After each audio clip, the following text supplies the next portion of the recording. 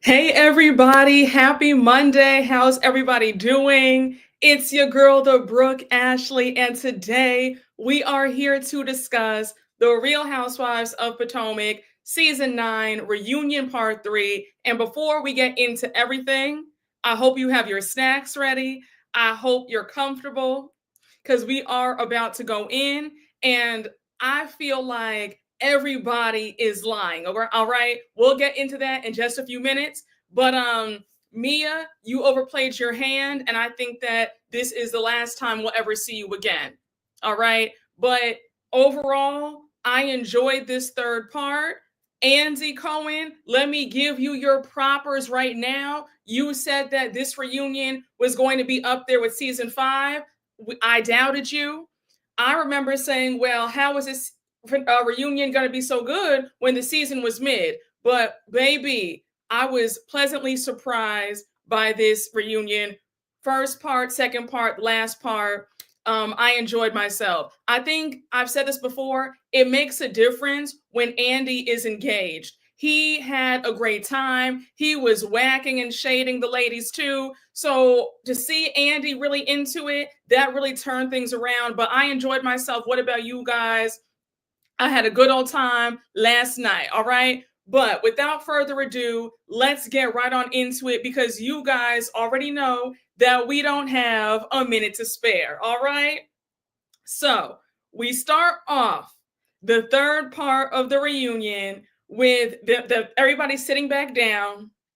Kiarna says, it's been a fun reunion. Giselle says, yes, it has been very eventful. So now Andy goes on. Andy says, we're going to switch gears a little bit. Mia has left. Well, she's in her dressing room. Hopefully she'll come back. So we flip over to Mia. She's in her dressing room and she's asking her team to get her out of her dress because she's over it.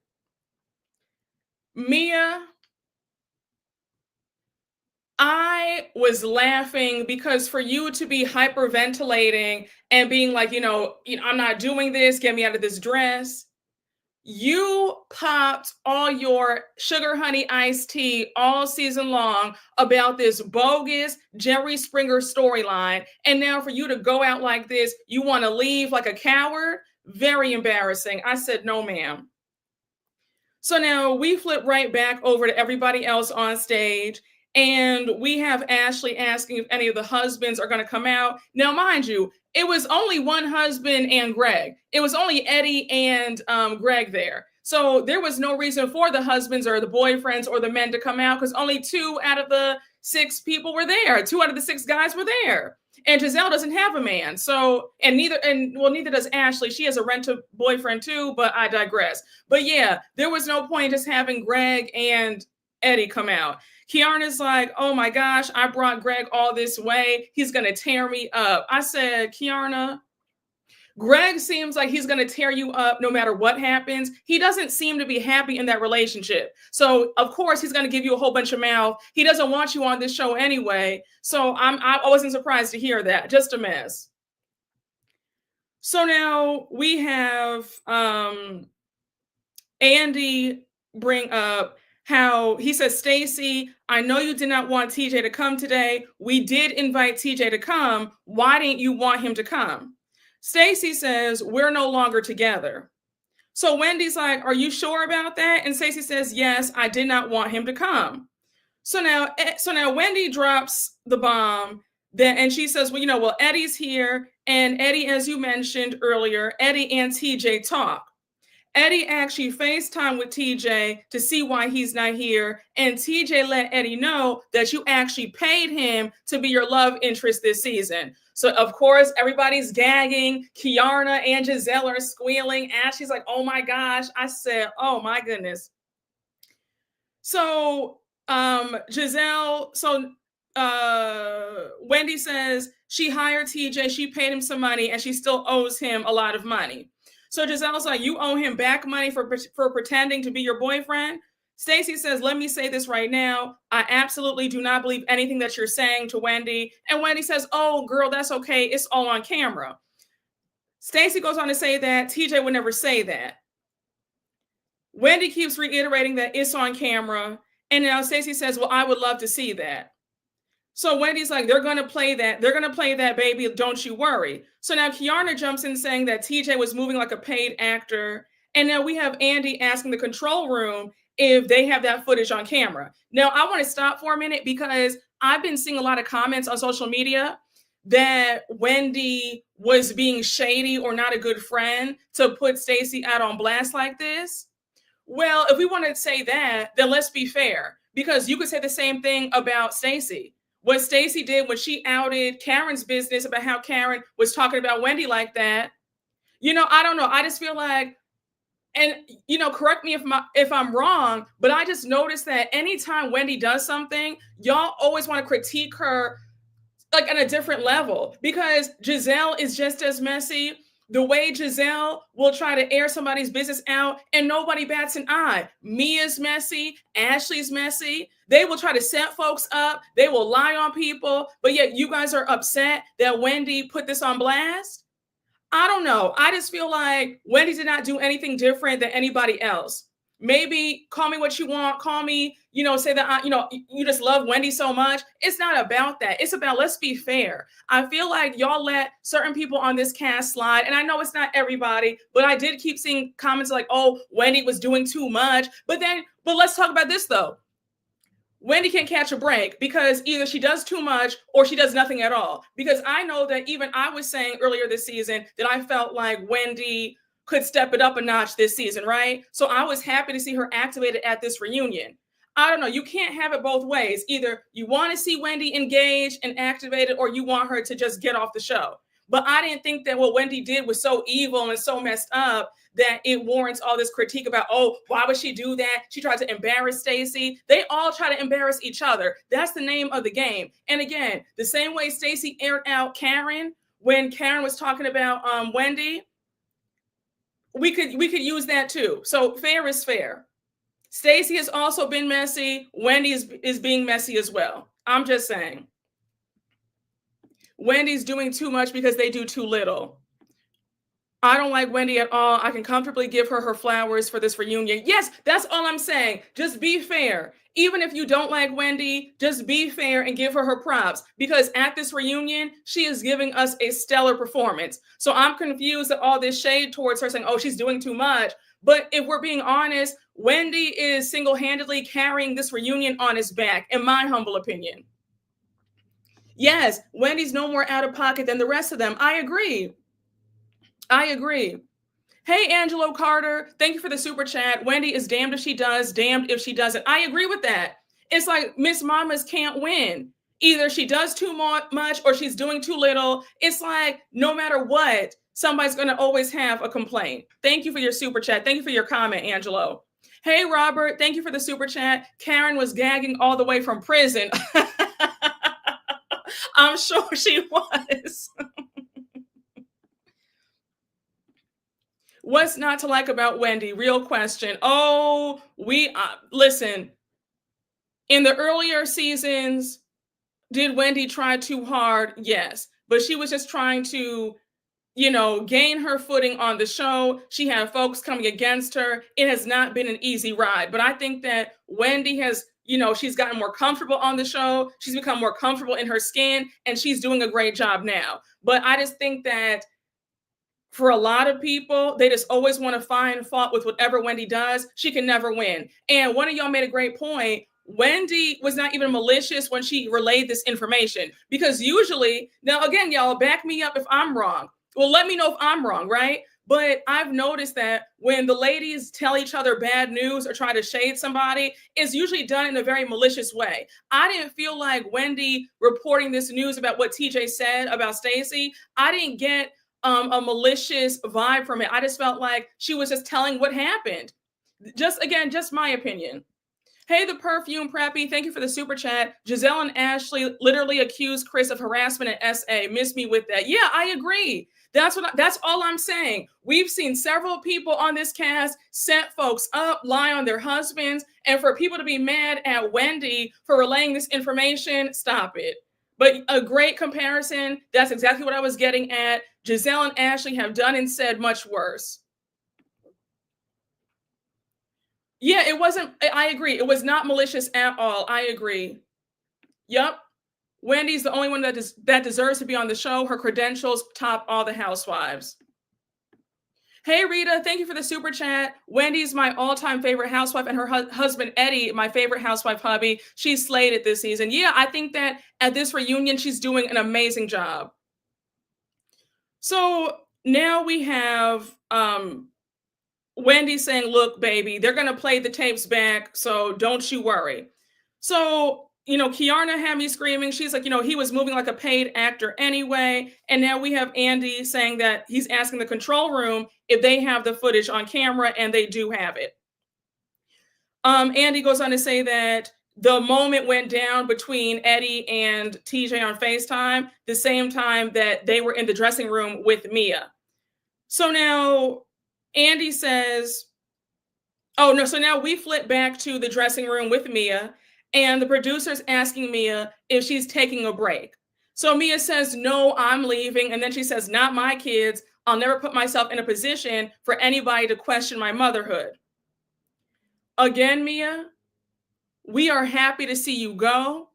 The audacity for you to run away after you swore up and down that this whole storyline was real when you knew it wasn't.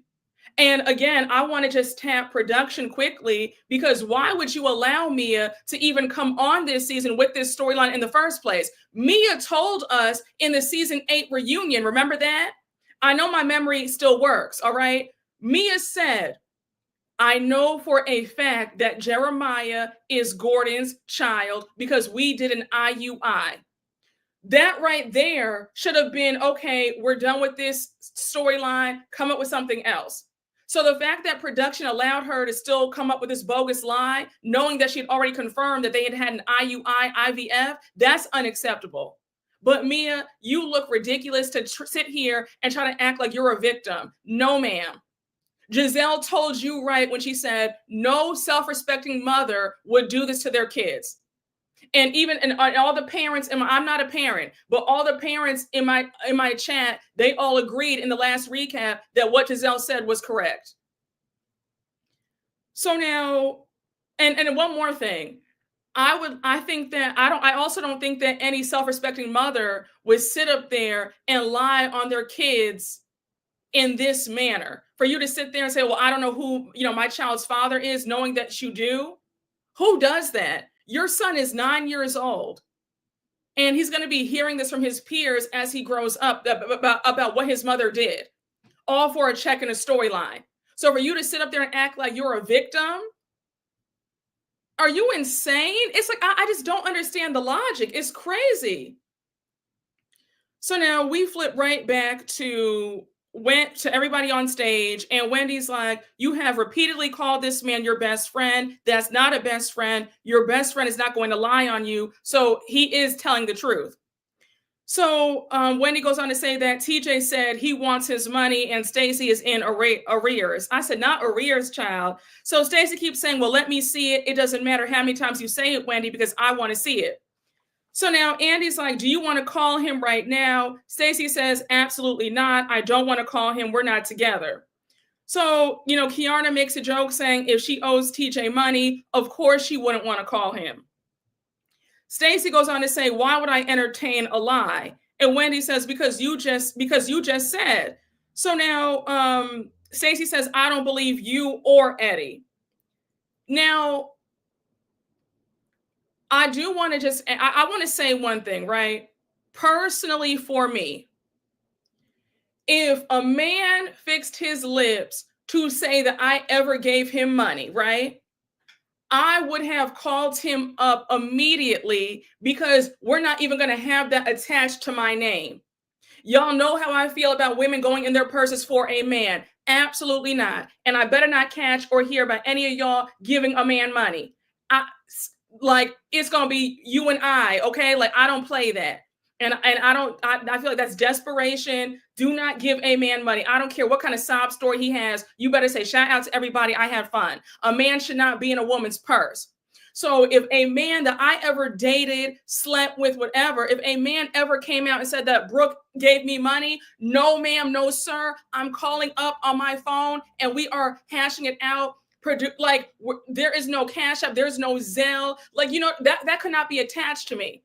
So if I were Stacey, it would have been, oh, let's call him up right now and set this straight. I would have given Andy my phone and I would have said, here's, you can look into my Chase, look into my Zelle, look into my PayPal. There is no history of me giving him anything, not one dime, not a quarter. So please believe, if a man ever hit me with those allegations, we are setting that straight immediately. All right, immediately. Because there is no exchanging of money where I'm giving a man money. Absolutely not. He's giving me money. Okay, I'm getting his card. I'm getting that Zelle. I'm like, we're not even playing these games. We're not playing any of these desperado, bald-headed reindeer games. No, ma'am. So I just said, absolutely not. I said, honey, it couldn't be me, not in this lifetime or the next. So Stacey, you had me a bit baffled by saying, no, I'm not going to call him. I refuse to. Baby, somebody lies on me like that, we're calling them up immediately. I don't care if I did block them. I will gladly unblock them. And we're setting the record straight right now and clearing my damn name because I've never given any man money ever. So we would set that straight right now, but just me. All right. Okay. Child, listen. So anyhow, but that's just me though, right? That's just me. So, so Andy's like, well, they have the conversation on tape and the control room's not going to lie to me. So, of course, we now cut to Mia leaving out the building with her fake tears. I said, bye, Ashy. Leave us alone. Take yourself in that 613 blonde wig that washes you out. Take that with you and go. Go back to wherever she lives, DC, Atlanta, Baltimore, baby. We don't want to see you. I believe that was Mia's last time back. I think that Mia has received her pink slip. And I think that her chances for season 10 are done because Andy does not take kindly to you leaving a reunion early, quitting, not showing up to the reunion. You're done. So I believe that was Mia's last time on our screens. And thank God, thank you, Jesus. Won't he do it? All right. So we are now back on stage and they're still grilling Stacey about this whole thing about her paying for DICK or no DICK because TJ wasn't giving up anything anyway, right? So Giselle says, you're busted. And Kiana's like, Stacey, girl, stop while you're ahead. So now Stacey's like, why on earth would I sit here and say less than an hour ago that he's one of the best people I've ever known? And Giselle's like, girl, will you stop? So now Andy's like, is it possible that you and TJ aren't on the same page? And Stacey says, no, I stand in my truth. Show me the tape. So Wendy's like, girl, when they roll that tape back on you, Stacey, it's not going to be a good look. So Giselle's like, Stacey, come up with something else. Come up with a new story because this ain't it. So now Andy's like, well, you know what? Can we please bring Eddie out? So they all start cheering, bring Eddie out. Bring Eddie out. That was really funny.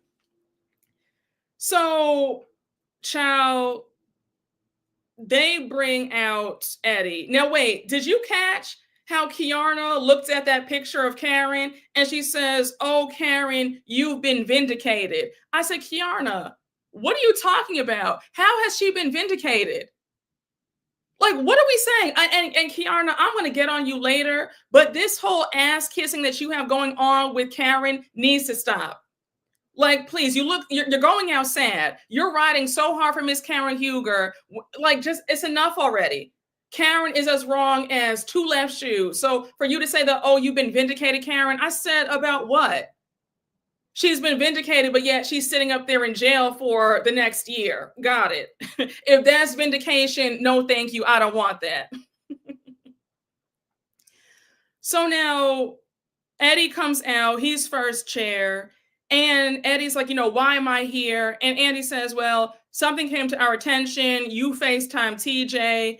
And Eddie says, I did. He told me why he wasn't here. He said he wasn't invited and he's never going to be in DC again and that somebody owes him money. So Stacey's like, well, who is that? Like, who owes him money?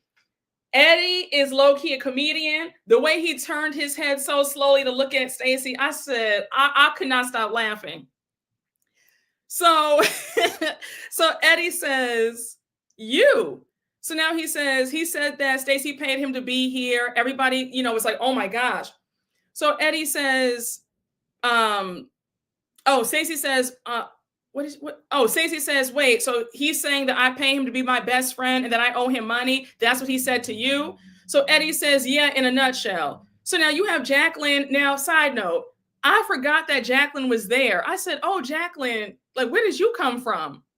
Jacqueline is such a non-factor.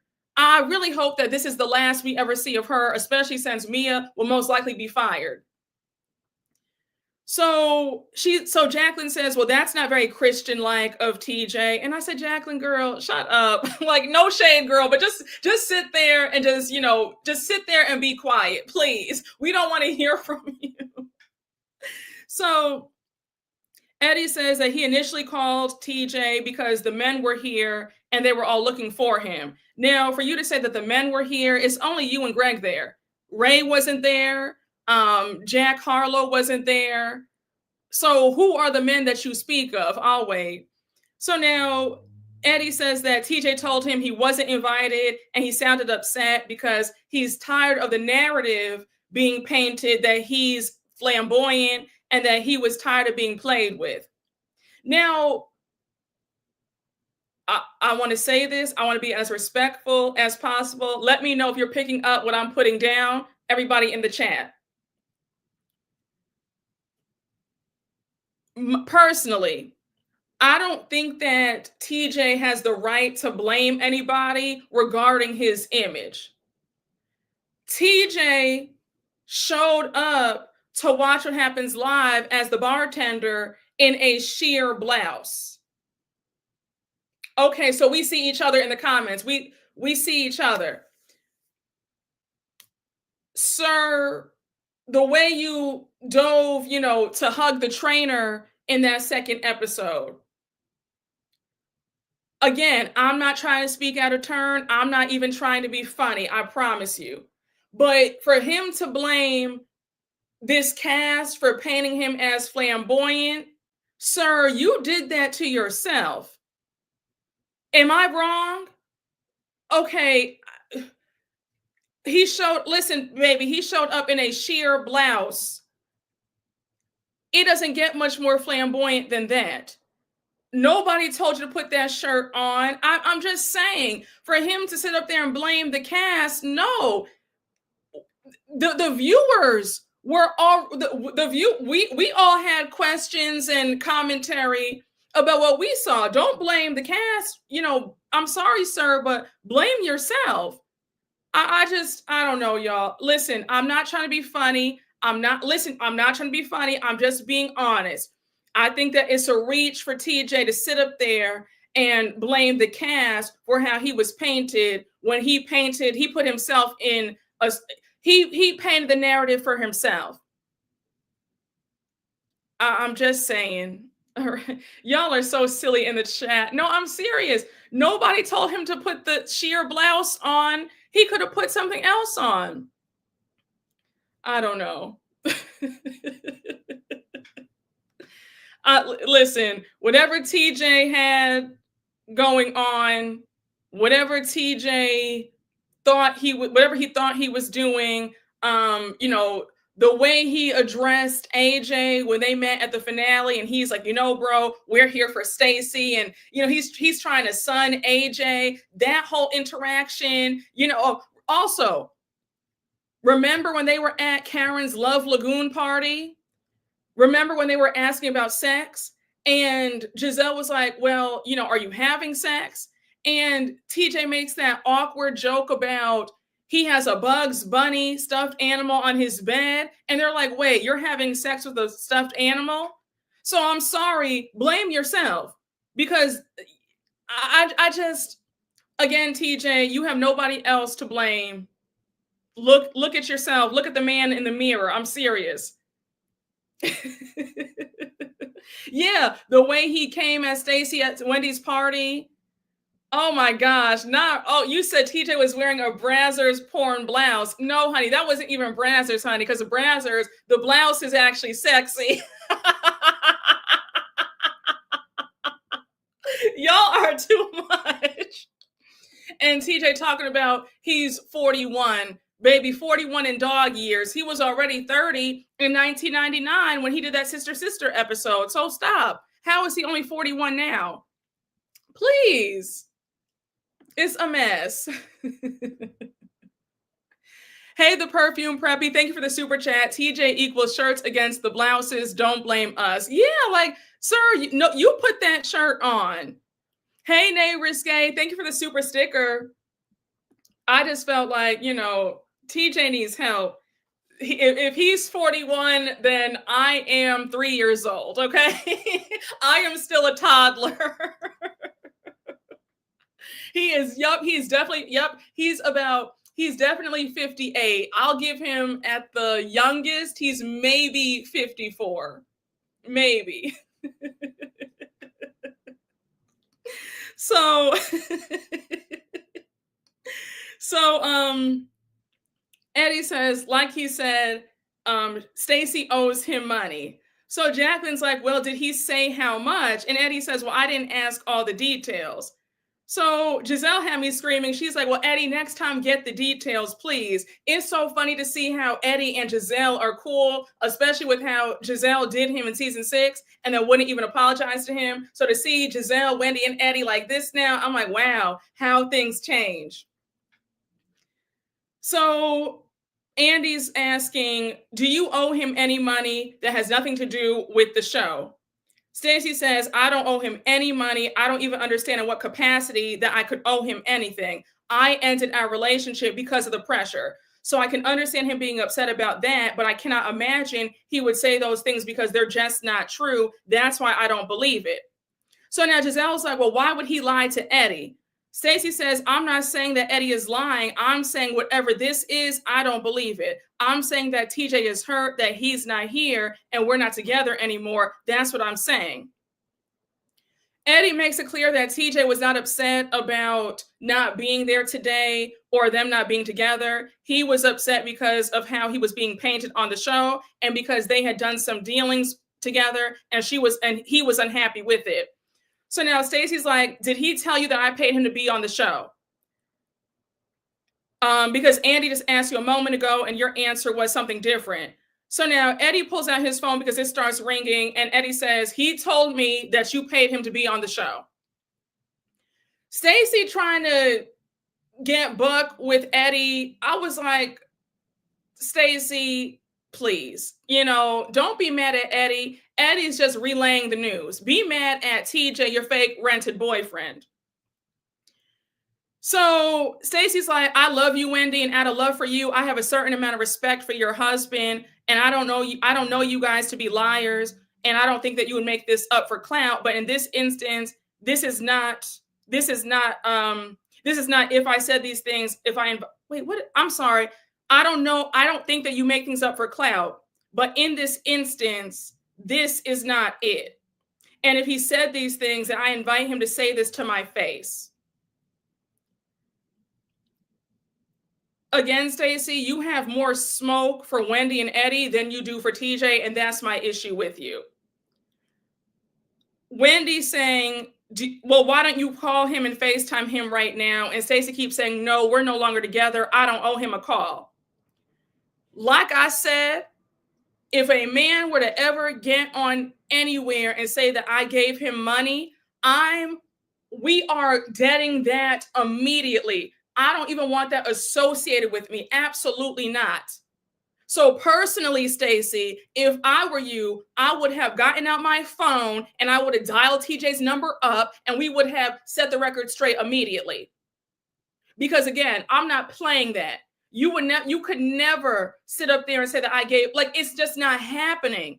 And that's the reason why I have to pause. And yes, TJ has not produced any receipts on his Instagram. I still feel like there's a bit of truth to what is being revealed. Because the fact that you wouldn't call and say, let's just nip this in the bud right now. I don't know, y'all. Maybe I'm going to go further into my thought process in just a minute. So Eddie says, "Oh, sorry, I lost my thought. I lost my spot." Wendy says, "Listen, I call BS." Even Andy's like, "Why won't you call him?" Stacey keeps saying, "I'm not calling him." Giselle says, "Stacey, your character is now in question." Wendy's like, "Girl, just clear it up." We see Eddie, he's dismissed. And Stacey's like, "Yeah, I think that Eddie should leave." So Giselle's like, "Eddie just told the truth." Ashley says, "For the record, there's nothing wrong with it. If you wanted to get on the show, if you felt like you had to do this, I get it." Now, Ashley, with that statement, you low-key told on yourself, Miss Mamas, because the same way that we're talking about you probably hired Jack Harlow, whatever his name is, I wouldn't be surprised. Because for you to say there's nothing wrong with renting a boyfriend for a show, no, ma'am. And I would not be surprised because the way you're so desperate for a storyline, I could definitely see you paying Josh to be your man for season 10. I can definitely see it because Ashley gives such thirsty vibes. She'll do anything and say anything to be on this show. I would not be surprised if we found a trail of Cashapp receipts or Zelle receipts or Venmoing oh boy. Just saying. Yup, Ashley ratted herself out. She sure did. She sure did. Now, let me just stop right here. Stacey, while I feel like you should have picked up that phone and called TJ, I'm going to give you the slight benefit of the doubt because when I first watched this part, I was like, okay, Stacey's lying. She's been caught. I don't believe her. I believe TJ. I rewatched the episode this morning. Now my feelings have changed. Seeing that TJ has now limited his comments on Instagram, no receipts have been produced on TJ's end. I'm now getting the impression that maybe money wasn't exchanged. Hear me out, y'all. Hear me out. I think that Stacey and TJ are both lying and telling the truth at the same time. Stacey might not have given that man money, but I would not be surprised if Stacey did offer TJ something. I wouldn't be surprised if Stacey said, "Hey, do me this favor. You'll receive more acting jobs if you become my boyfriend. The show is popular. It's a hit. I'll make, I make this per season. I'll give you maybe 10% of my check at the very end," right? So there might have been a deal. Because things flopped, the fans ate her up. His performance as her rental man failed. That was a complete chop. She decided, you know what? You did a horrible job. I'm not paying you anything. And now he's salty. So I will say, Stacey, you get off on a technicality for me because I believe that there was a deal made and that maybe some money was promised. And while you did not give him any money, there was definitely a handshake agreement that you scratch my back, I'll scratch yours. Do you know what I'm saying?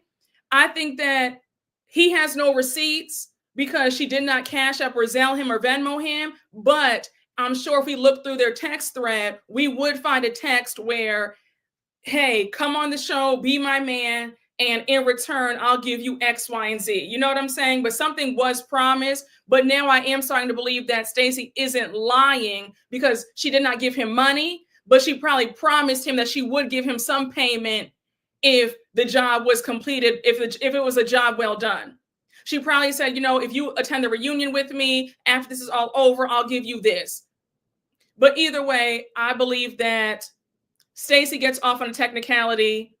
TJ is lying about getting money from her, but I think that he's telling the truth that there was some agreement made for him to be her rental man.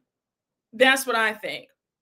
So they're both lying and they're both telling the truth, if that makes sense. But TJ, if you really do say, if you really are claiming that that money was exchanged, then drop the receipts right now. Go on your Cash App, post the screenshots. Go on your Zelle, post the screenshots. Venmo, whatever, PayPal, post the receipts if you've got them.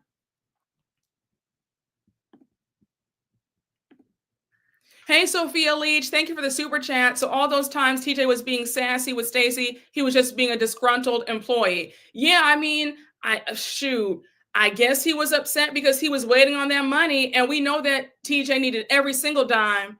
I mean, he's sitting up there eating that tombstone pizza and that 25-cent hug drink, honey. He was starving. But again, I think that Stacey gets off on a technicality. She might not have sent him any money, but she probably might have had he done a good job being her rental boyfriend, okay?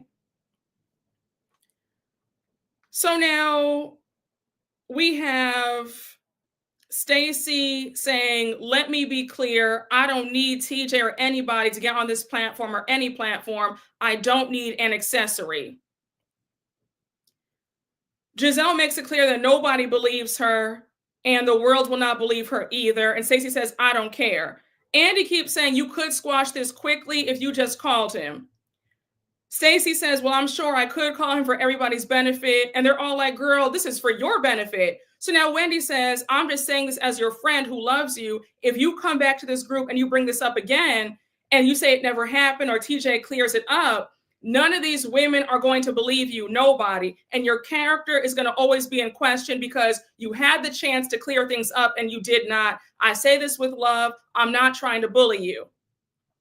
Now, speaking of being supportive and trying to help somebody out, today's live recap is brought to you today by BetterHelp.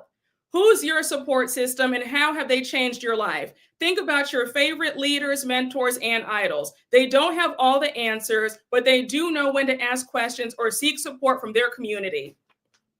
In a society that glorifies hyper-independence, it's easy to forget that we're all better when we have a support system behind us.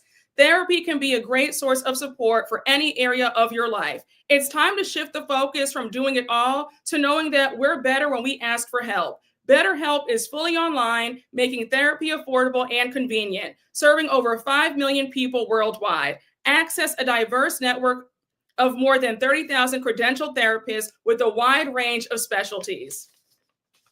Easily switch therapists anytime at no extra cost. Build your support system with BetterHelp. Visit betterhelp.com/BrookeAshley today to get 10% off your first month. That's BetterHelp, HELP.com/BrookeAshley, and the information is in the description box below. Thank you guys for sitting through my live ad, and thank you to BetterHelp for sponsoring today's video. Now, back to the recap. You guys are so cute and so supportive.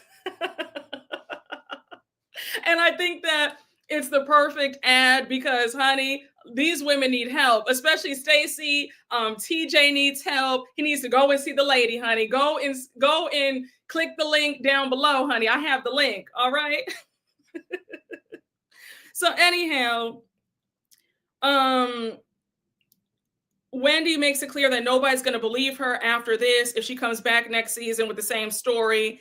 And Stacey says, I accept that with love. It's neither here nor there. I am who I am. I know who I am. And I stand in my truth. If any of your opinions have changed, I don't care. So Ashley interrupts. Oh, Andy interrupts and it says, hold on. The control room is talking to me right now through my mic. They're saying that Mia has left the building. I love how nobody cared. And now he goes on to say that they do have the footage. So we see somebody from production bring out the phone with the conversation between Eddie and TJ. So I thought it was cute because Andy sits on the couch with Wendy, Stacey, and Jacqueline, and he's in the middle with the phone to show them the footage. So Andy plays the video. We hear TJ talking about they didn't invite me. He says he's never going to be in DC ever again. And then he says, look, man, you know she's paying me to be on the show. So Stacey's like, well, I need to hear that part again. So Andy replays that part where he says, look, man, you know she's paying me. So then we hear TJ saying, you got to talk to that girl, tell her to give me my money. So then TJ says, she's whack, man. I said, now TJ, the audacity for you to call somebody whack. What do you think you are? If Stacey's whack, then what are you? Because I just said, excuse me. I said, please. I said, he needs help. So now we hear Jacqueline say, oh, and the fact that you were calling me and Mia liars. So Giselle says, oh, she's a liar too. I said, wait a second. Say what you want, but Giselle low-key had me screaming throughout this reunion. I never thought I would see the day, but Giselle, the shade under her breath took me out. So Stacey says, it's one thing to see someone disrespect you and make you question your relationship, but now to see this, it is so hurtful. So she says, all I can say is I just can't imagine him saying that. So they're all like, girl, can you stop it? You just saw it with your own two eyes. TJ did indeed say that.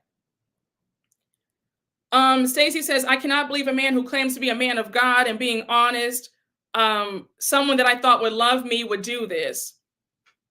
Now, I knew TJ was full of it with this whole super religious act. I'm not buying it. It's no shade to anybody, but there's always a bit of a side eye for folks who act extra sanctified and extra holy. And it's no shade. I know I have my, holy rollers who watch me. Shout out to y'all. But there is a little bit of a side eye where folks act like, they're just so super religious and I don't do this and I don't curse and I don't fornicate and I don't do that. And I'm like, all right, child, you do something. You do something. Okay. Like stop it.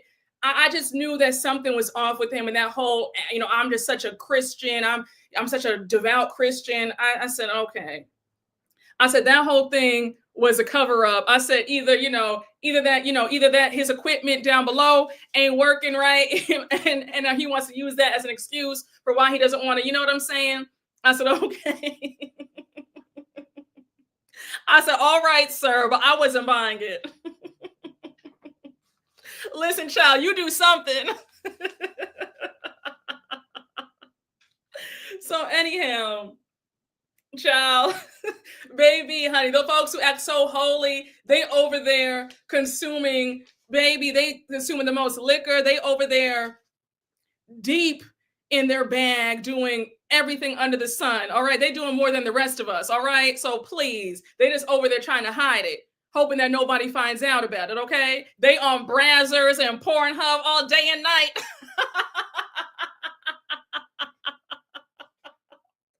Okay. But they're trying to judge you about you dipping and dabbling in a few things. You're honest about it, but they want to sit up there. Okay. Yep. They bumping. Wait. Shout out to Alexander Rogers. Okay. They bumping purses and losing change. Baby, they playing bumper cats in the dark. Okay. With child, they doing it all. Okay. They having threesomes and foursomes. They zipping it and zooing it. All right. Baby, they scissoring and doing a whole bunch of stuff. Okay, so please. All right, let me move on from all that, okay? Listen, if you meet somebody who's super, they claim that they don't do this or that, child, they doing something, all right? And they doing it more than the rest of us are doing it, all right? They doing a lot. Okay. All right, let me stop it. Wait a second, hold up. I don't know what recap it was. I want to say maybe it was last week's recap for Potomac. Somebody said, oh my gosh, Brooke, you were so raunchy in this recap. I said, girl, raunchy. I'm like, have you watched my last few recaps, especially about Potomac? Like, and listen, this is a grown channel, all right? If you are a prude and you don't want to hear about all that, go somewhere else. But we talk about some stuff over here, all right? All right. We be talking about a little bit of brazzers and X, Y, and Z. So if you don't like all that talk, then go somewhere else where they're very prude and very, very sanctified and holy, and they don't talk about certain stuff. But over here, we talk about a little bit of everything. All right. So please. All right. So anyhow, where was I? Stacey talking about, she can't believe a man of God would act like this. Girl, stop. So Ashley's like, do you think she pays him via Cashapp, Zelle, or Venmo? And Stacey says, I never paid TJ a dime. I don't owe him anything.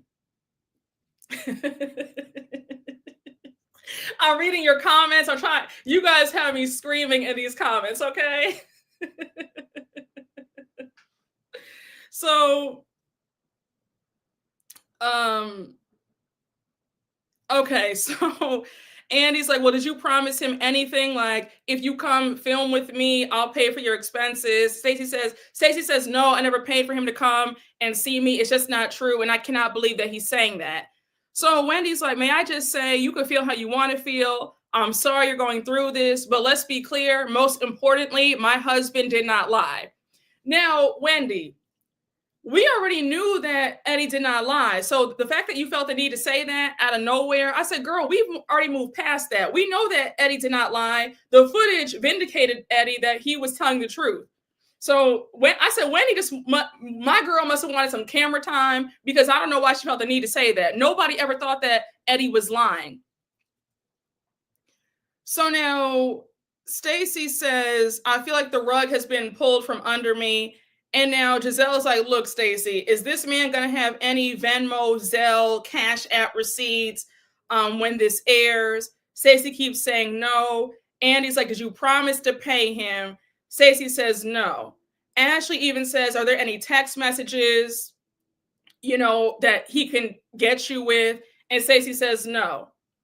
So now you have Stacey saying that he's very much aware of how I felt watching the way he treated me. We talked about that extensively. And the only thing I could tell you is hurt people hurt people. So I just said, baby, what is this? They were all like, Stacey, girl, stop. So now Kiana says, Stacey, I'm sorry. Stacey, I'm sorry. I like you, but this is BS. You need to let the people bring that phone out here. You need to stop it. And I agree, because once again, y'all, if a man were to ever get up here and say that I gave him money, offer to give him money, we would be setting that record straight immediately. All right. Immediately. It wouldn't be any, oh no, I'm not going to say anything. No, we are letting this be known. None of that ever happened. Not in this lifetime or the next. So now Stacey says everybody had doubts about TJ. You guys all had doubts about him. You talk so poorly about him. And now that it's salacious for you, you want to say something to hurt me, that now you're believing this man over me, and you guys know me. Giselle, once again, was correct. She said, we didn't hurt you. He hurt you. Now, Stacey, that's an outrageous thing to say, because nobody had doubts about TJ to be mean. People had doubts about TJ because there was no physical attraction. You guys couldn't even get a church hug. And Stacey, I whacked you about this in the last recap. When you said that you guys did everything but have sex, I said, girl, who are you talking to? Because I know good and damn well that y'all did nothing but a church hug. At the most, you guys gave each other a peck on the cheek. There was no action. Let's just, who are we fooling? There were doubts because this relationship made no sense. 1 minute you guys are best friends. The next minute you guys are lovers. Now you're back to best friends. Now we're exes, even though it was never a real relationship. That man needed some exposure. He needed 3 hots and a cot. And he needed another acting job. But for you to say that, you guys had doubts about him, we had doubts about him because this relationship was never real. This man couldn't even act well enough to be your fake boyfriend. He couldn't even act like he was attracted to you. He was grossed out when you tried to touch him. You tried to give him a hug. He was like, stop that. He was waving you away. But now you want to blame them and everybody else. Stop. Stop. Baby, he had more excitement talking about getting it off to his Bugs Bunny stuffed animal than he did about you. Y'all try to have sex talk at Karen's house. He couldn't even do that. He was salivating at the bit to get his rocks off with that stuffed animal. And Lord knows he probably tore that Bugs Bunny stuffed animal up. Let me stop. A mess. A mess. You guys are in rare form. Oh my goodness. One of the comments has me in tears right now. Y'all are crazy. Child. Oh my God. I know he tore that stuffed animal up. Probably got the stuffings probably coming out. Child.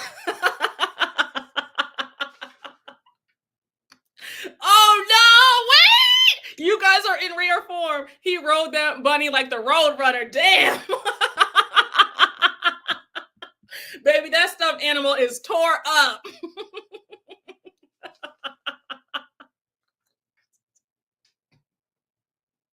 Jackhammering to the Bugs Bunny. My God, you know what? Why did I say that? Just a mess, honey, a mess.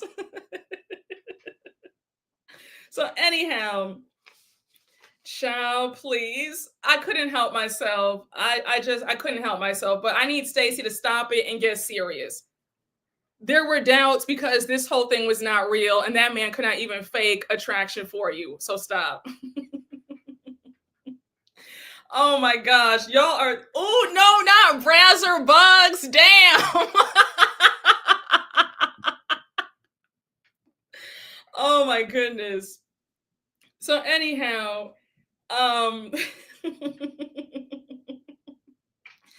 so, you have Stacey trying to give this whole woe is me, like she's the victim. And Wendy says, I think it's so odd that you're trying to flip this all on us.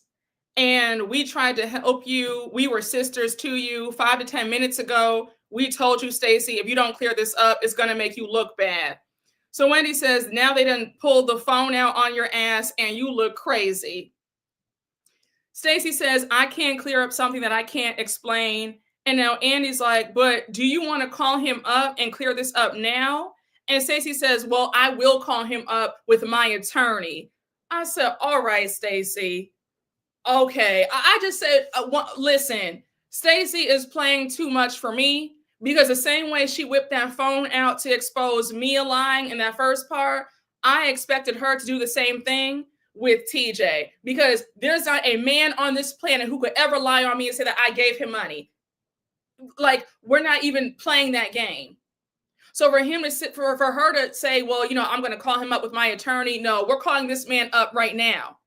Because I'll be damned if this Dusty, you know what I was going to say, baby, this broke MF is out here talking about, okay, he's saying that I gave him absolutely not. Child, please. So now, it's bad when even Andy's like, are you sure that you don't want to call him up? Like, it's bad because even Andy's like, this is not going to look good for you, but okay. So now we get to the Karen segment. Yeah, we get to the Karen segment now. But before we get to that, let me read a few of the super chats because I don't want to miss anything. Child, exactly. Hey, the perfume preppy. Thank you for the super chat. If he got money, there would not have been that freezer burn tombstone pizza. Exactly. That man is broke. Hey, the perfume preppy. Thank you for the super chat. People with no vices have annoying virtues. Baby, everybody has a vice. It's different levels to it, but you might like to gamble, go to the slots. You dabbling in something. You might curse. You like anybody telling you they don't have a vice is lying. You're not getting in this world. You're not getting through this world with no vice. You got something. Everybody has something. Maybe you have a bad temper. You pop off at people. Like it's something. And TJ talk about, oh, I don't do this. I don't swear. I don't, fornicate. I don't do this. But he tearing up that Bugs Bunny animal. Then he's sitting up there cursing when he's talking to Eddie. I knew it was a lie. He's phony. Hey, Sanivia, thank you for the super chat. Baby, I'm a saint and a sinner. Ain't no shame in my game. Right? Okay, let's talk about it. Exactly. Hey, listen, okay? Very much that. Nobody has time to be playing pretend over here, all right? Hey, Linda Kerwin, thank you for the super chat. We grown and sexy. Exactly. All right. Hey, T, thank you for the super chat. I was tickled this entire segment. That bring Eddie out chant, Eddie's face and him trying to spare her feelings. I was screaming. Yes, you could tell that Eddie was really trying to be a gentleman about it because he could have really went off on Stacey, but he was like, you know what? I'm going to let her cook. I'm going to let her live. But Eddie was trying to restrain himself from really embarrassing Stacey because he could have. He really could have. Hey, LC Charm, thank you for the super chat. Wendy said Eddie wasn't lying to Stacey for an apology. Oh, okay, yes, that makes sense. You're right. You're right. Because, yes, Stacey was trying to low-key say that Eddie was lying. Hey, I don't want to mess your name up. Caltane007, did I say it right? Let me know in the chat. Thank you for the super chat. She says that she's going to call him with a lawyer. Then on Watch What Happens Live, she says she called him immediately after taping. This is why she makes no sense. Yeah, but that's what I'm saying, though. When it comes to Stacey, Stacey also lies. Stacey's not truthful. We're only getting half of the truth with her, too. At the end of the day, I would have called TJ up in front of everybody because I'm not even going to have that association attached to me that I'm paying for a man. Absolutely not. So Stacey, I'm sorry, girl, but you low-key lost me with that because TJ would have been called up immediately. Hey, Aviva Lauren, thank you for the super sticker. Hey, Damian Tran, thank you for the super chat. Take a shot every time Stacey says absolutely. Oh my gosh, she said that, and then she said, I'm just so hurt, like 20 million times in that segment. Hey, Leonardo Decapitated, thank you for the super chat. From Mia be fleeing to Stacey be paying, child, a hot, raggedy mess. Yeah, she's not a good liar at all. Yes, Stacey gives us Bronwyn, very much so. I wouldn't trust TJ on camera. I totally understand her not calling him. He's a loose cannon. I mean, that might be so, but I'm telling you right now, my phone would have still been pulled out because we would have been settling that right now. Like if me and TJ would have had to argue on stage for like 30 minutes, then so be it. Because I just cannot have anybody thinking that I'm out here doing that. Like I just can't. That is where I draw the line, So anyhow, we now get to Karen. And it's Karen's segment. We all know that Karen is not there. She's in rehab. And Andy says, I keep losing my spot. I don't know. Maybe it's TJ trying to throw me off because he's mad that I'm getting on him with his Bugs Bunny stuffed animal. So why can I keep losing my spot? Y'all forgive me. Okay, so we see the montage of Karen. Andy says Karen's case is now closed. The verdict was guilty. While Karen isn't here, there are still a lot of questions that the viewers have. So he reads a viewer question asking, her drinking has been alluded all throughout the series. Have any of them seen that side of Karen? They all say yes, except for Kiana. Then Andy's asking them if they think that Karen has a drinking problem. So Ashley says, well, I think that she's used alcohol to cope with some of her difficulties. And now another viewer question is the word of the year when it came to Karen was deflection. And do you think that she was lashing out to distract from her case? They all say absolutely. So now Andy turns his attention to Jacqueline and he's like, Jacqueline, you got the most anger from Karen because you referenced her drinking. They played the flashback.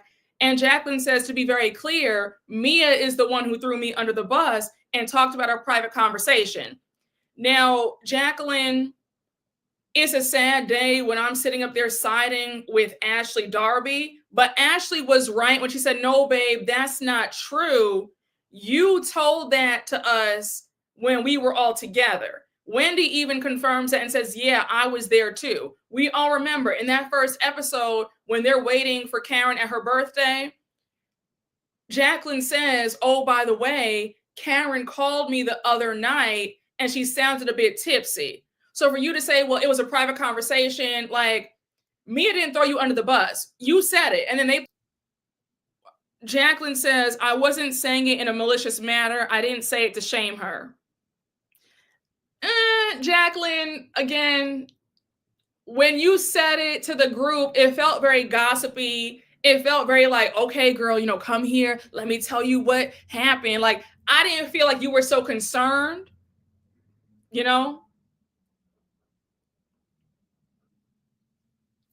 Can y'all see me? Oh, it froze. Oh gosh, wait, you guys, am I frozen? Can y'all see me? Can y'all hear me? Are we good?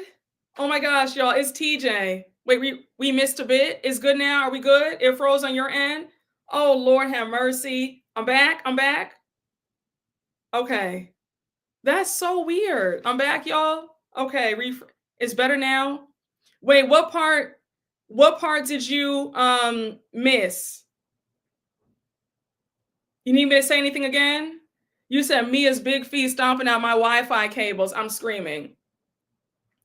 Oh, just a couple of seconds. Oh, TJ's putting those funds to work, child. We're good. Are we good? You said didn't miss much. Is Jacqueline. Okay. Child. Okay. All right. Let me know. It's cutting off, comes and goes. You said you had to side with Ashley Darby. Child, let me tell you something. I'm at the part where Ashley calls out Jacqueline because Jacqueline said that Mia threw her under the bus. And Ashley says, no, babe, we did have that conversation. You told us about what Karen said to you. And we see the unseen footage of Jacqueline saying, oh, by the way, Karen did call me up. And they're all there before Karen gets there, right? So Jacqueline goes on to say that she wasn't saying anything in a malicious manner. She didn't say it to shame her. And then she says, what bothered me was how Karen dragged me the entire season over that one piece of conversation when it was out of concern. Here's my thing. Jacqueline, you were, in my humble opinion, Jacqueline felt very shady to me. Like when she was telling them, oh yeah, by the way, guys, Karen called me up drunk. It felt a bit shady, just saying. It felt a bit shady. Y'all, can y'all see me? Oh my gosh, I feel like this is the spirit of freaking TJ trying to get me. I might need to hop off it, but if I do that, all right, wait, y'all. Okay, wait, hold on. Are we good, y'all? Don't scare me. Don't scare me, y'all. I'm like scared. Are we good? Are we good? You see me? You can see me? All right, you're good? All right. Okay, all right. Maybe this might be a sign to skip over Jacqueline because we don't care. Is that what it is? You never know what to expect on a live recap. Okay. Lord, please let this, no more stopping and starting, okay? I rebuke the spirit of TJ trying to destroy this live, all right? We're having a good old time. So, Jacqueline, to me, saying that she was concerned and doesn't understand why she was getting dragged by Karen. Jacqueline, let's not do that, right? Like, yes, Karen is full of it, but let's be honest, you were also being shady. Like, you were also being very shady. And when you said that story about how Karen called you up and sounded drunk, that was to insinuate that there might be a problem. Just saying. So now they switch off of that. And now we get to Giselle says, well, you do know that originally she was disposed to go to court while we were filming. She was supposed to go to court while we were filming. So her thing was she didn't know if this would affect her case. That's what you weren't getting. That's why she was so annoyed. So now Wendy says, Giselle, I would agree with what you're saying, but we know that Karen continuously pushed her court case back. And I find that odd because I'd rather have gone to court before the show aired. And I agree with that. I would have gone to court and tried to have gotten that taken care of before the show aired, because that's just me. I feel like all of us have common sense. Karen, not so much. And she's delusional and arrogant. So that's why she did it. So now Giselle says totally, she was trying to get stuff thrown out. So now Andy brings up Jacqueline and the 8 balloons, how she trespassed on Karen's property, trying to be shady. And Andy's like, did you think that landed? And Jacqueline says no. So now Jacqueline says, I was trying to be happy and excited about the 8 balloons. And Andy's like, well, hold on, because you were initially trying to be shady. So Jacqueline says, yes, I was. But it was because she came for my child's father, Mr. PP.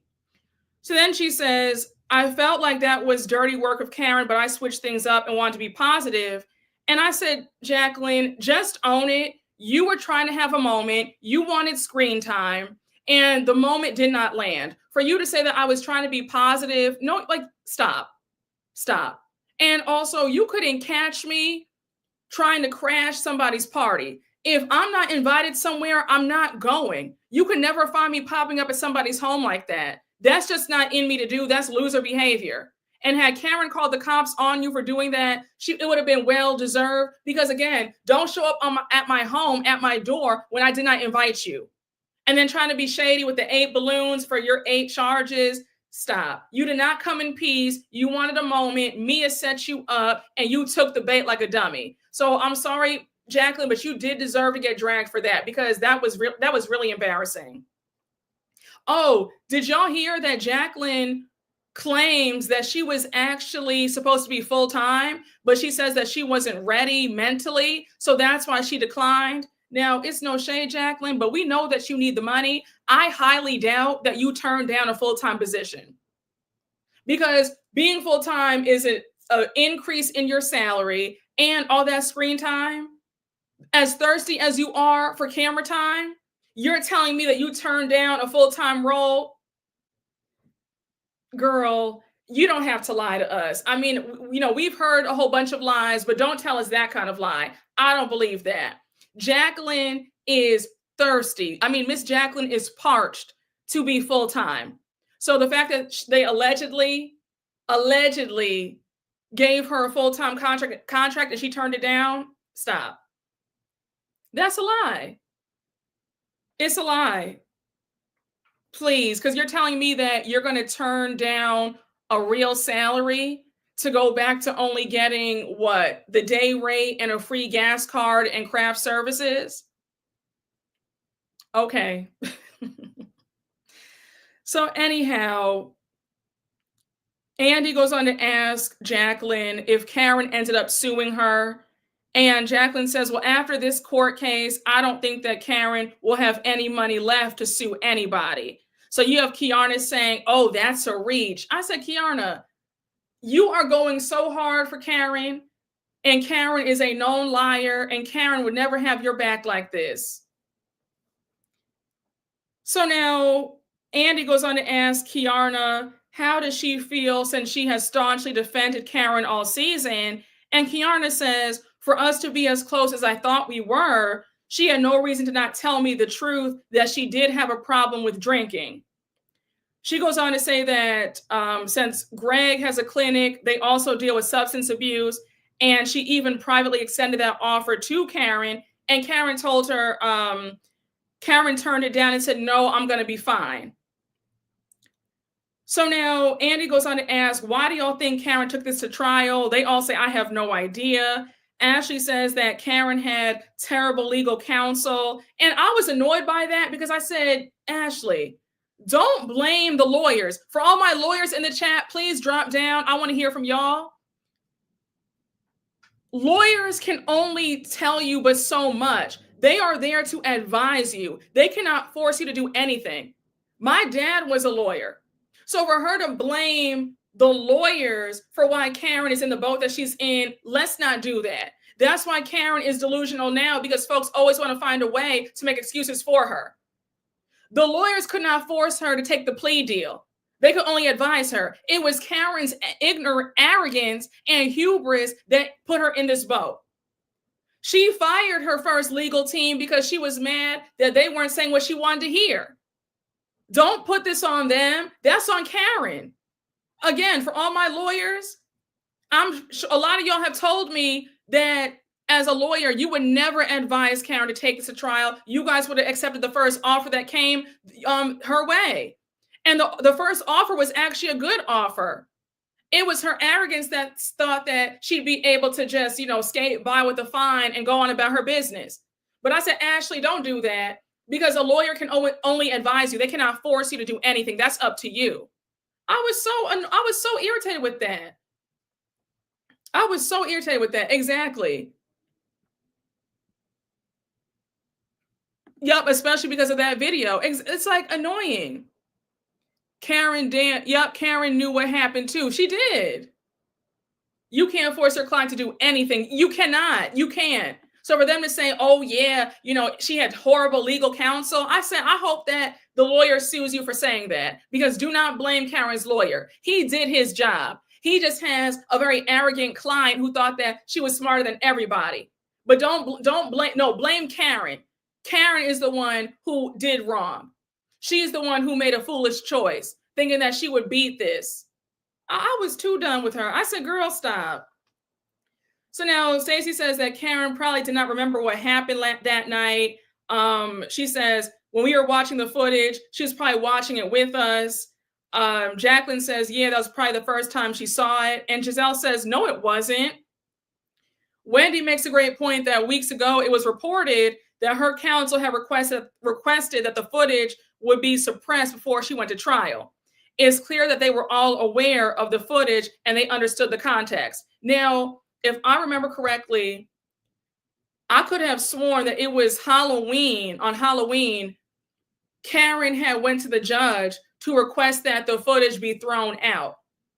That was 2 months before it hit the fan when we all saw the footage. So Karen had already seen that footage. Be very clear about that.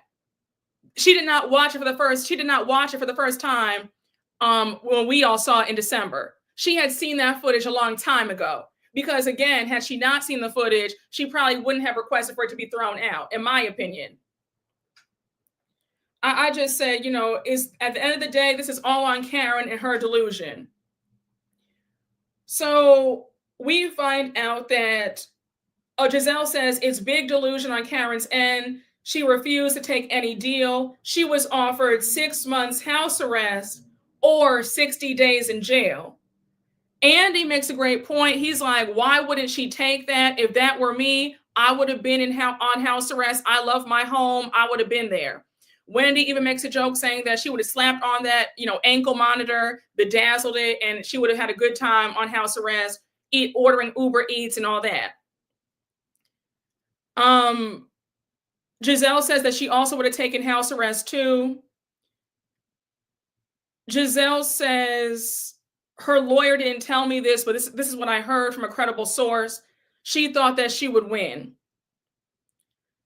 Andy says something that did not age well was when she said clankety clank to Ashley in season 4. So Andy's like, do you feel some vindication? And Ashley says, well, I will say that karma is a bitch, but she's always on my side. I said, karma's always on your side? How? Like, I'll wait. You sat up there and got very little from your ex-husband. You waived your right to, I think, alimony? Like, what are we talking about here? You were married to Michael Darby, of all people. So talking about karma's always on my side, I don't know if you won. You look like a loser to me, sis. So for you to act like, oh, I'm vindicated and, karma's always on my side. I said, oh my gosh, she gets on my nerves. Y'all don't understand. I have never seen it for Ashley ever. She's always been very aggravating. So she says that the night after the DUI, this journalist was texting her things about the accident, and one of the things that she would ask Karen face to face was, was there another person in the car with Karen? Because this journalist claims that there was somebody else. Now, we all know the rumors. We've heard the rumors surrounding the DUI that Karen was actually at her alleged boyfriend's house before, and that, her boyfriend was actually in the car with her. We've heard all that, right? So Ashley goes on to say that in the body cam footage, she does say somebody's in the car with her and they fled. They play back the body cam footage. We do hear Karen say that. She says something like, the security that you hired for me, they left. I'm like, Ashley, if you actually have some tea, then give us the actual tea. Don't give us what we already have heard too. Like, I was waiting for you to say something that we didn't even know, but you're telling us the same thing that we've also heard too. Like, oh my gosh, Ashley, I'll be so happy when she goes. Like, I will do cartwheels when Ashley's time on this show is over.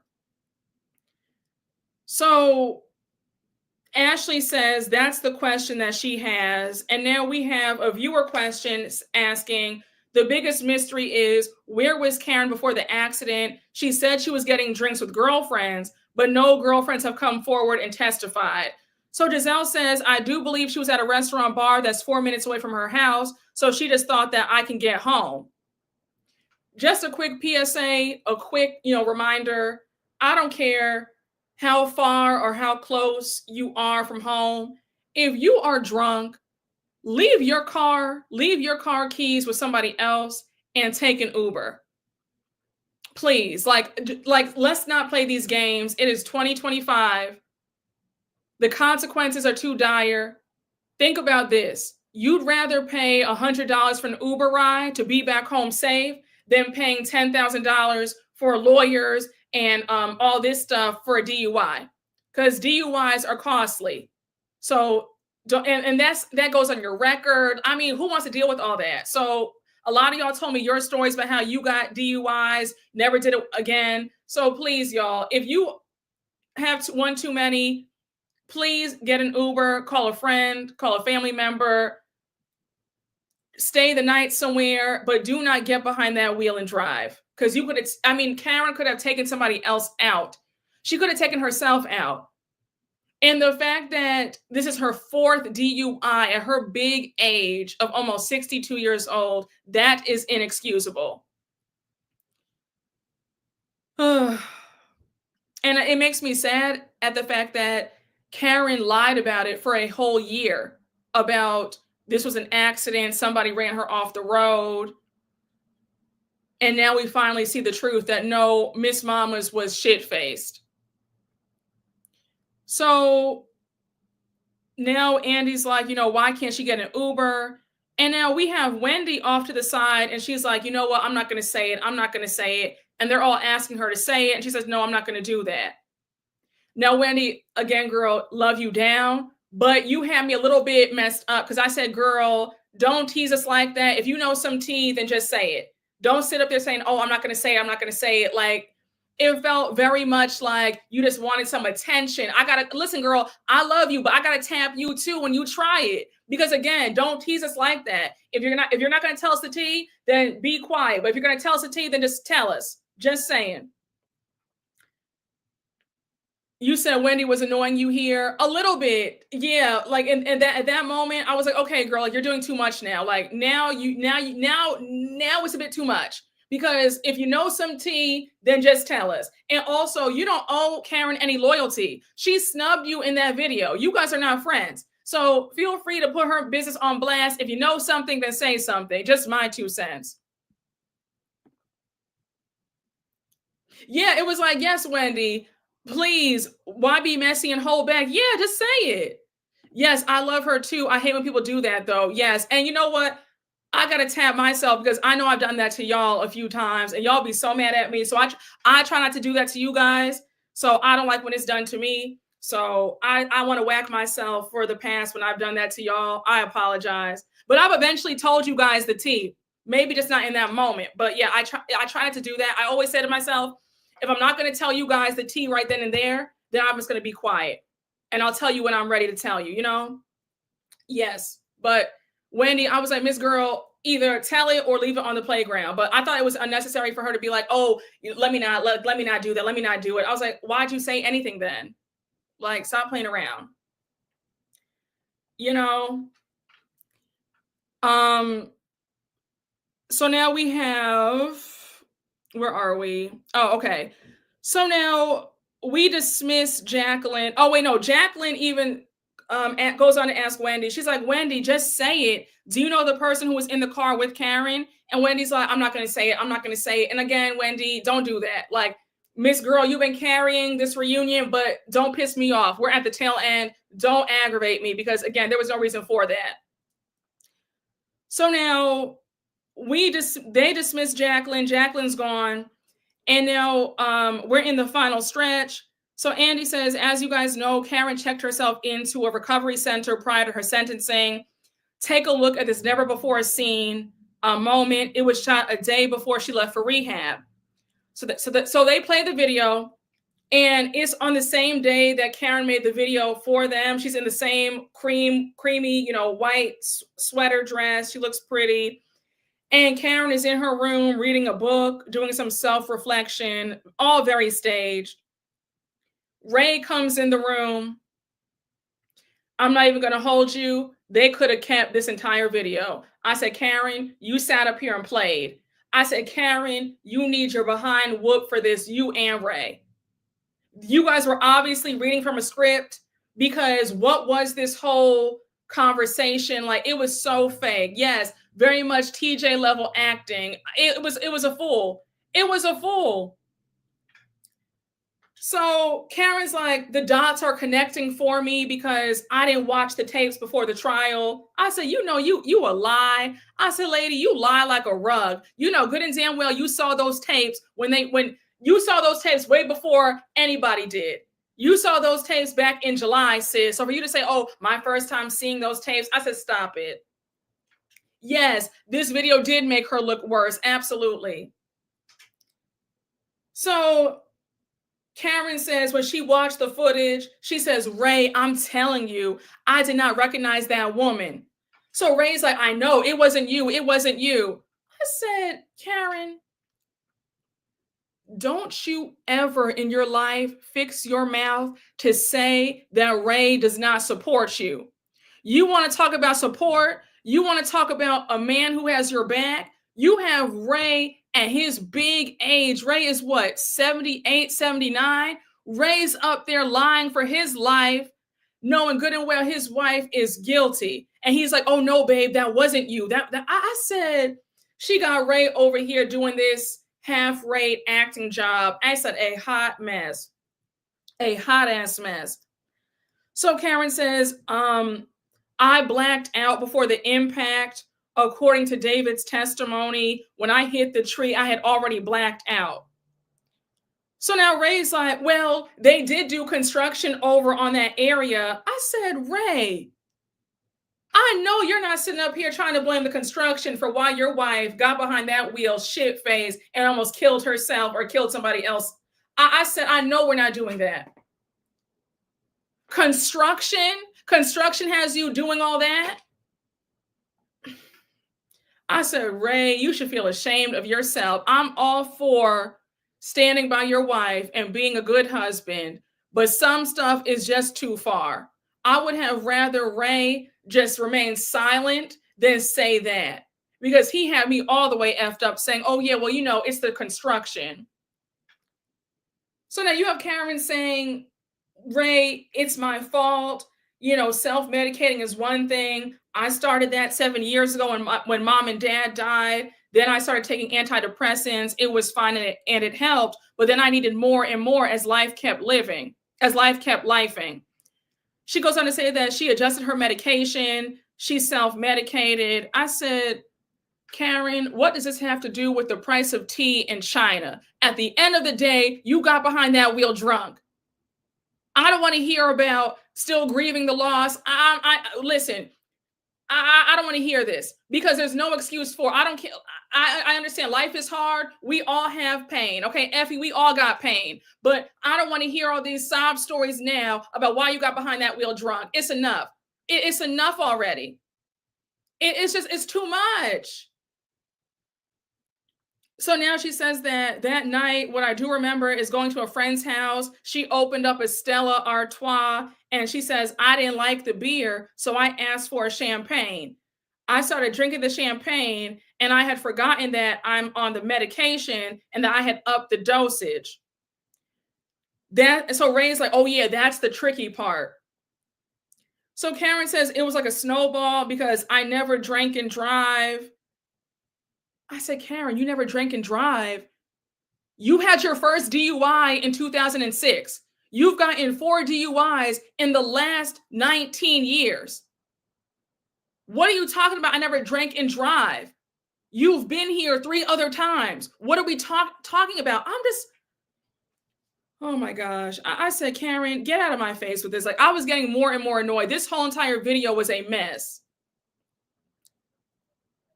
So now, Karen says, you know, babe, you and I have an agreement. I have a driver. And then Ray says, oh yeah, that's how they got into that whole thing about the blue eyes because of the driver. And he says, you got a DUI 12 to 13 years ago. And we said, no drinking and driving. That's why I got you a driver. And I'm sure you feel badly now because you've been there, done that. And now you're back here again. Karen and Ray must think that we're idiots because for you to slip that whole thing in about blue eyes, baby, if you guys have an open marriage or an arrangement where you're allowed to have a man on the side, we don't care. Ray, you sounded dumb even bringing that whole rumor up in the first place. The more you guys talk and dance around it, the more you let it be known that yes, Karen does have somebody on the side and the rumors were true about her sleeping with her driver allegedly. But we're not talking about that. The point is, Karen, are you sorry for what you've done? Yes or no? Do you take ownership? Yes or no? We're not here to talk about blue eyes, green eyes, gray eyes. I don't care about that. We're past that. We're over all that. This was a bunch of BS and y'all should both feel ashamed and embarrassed. I said, what are we talking about here? So anyhow, you have Giselle and Ashley were so over it because at one point Giselle says, Andy, turn this whole thing off, please. Like, turn this off. I'm done. So now Ashley says this is performative. And then we cut back to the video and Ray says, well, don't beat yourself up too bad because there are 6 million car crashes in the US. This wasn't a car crash, sir. This was a DUI where your wife was drunk and could have killed herself or someone else. This was irresponsible. This was a crime. For you to act like it was some, run-of-the-mill car crash where her car, hit something and flipped over. What are we doing? I said, Ray, are you insane? Are you well? Do you need my BetterHelp code? Because Karen has truly run you ragged too, where you're sitting up here reciting this kind of garbage. I said, for you to downplay what your wife did is beyond me. I would have had more respect if Ray had said, babe, you did a bad thing, but like, you're not a bad person. Just own up to what you've done. Don't do it again. And let's move on. But for you to act like, oh yeah, well, don't feel bad. Don't beat yourself up too badly because, 6 million people get into car crashes every year. This wasn't a car crash. This was a DUI.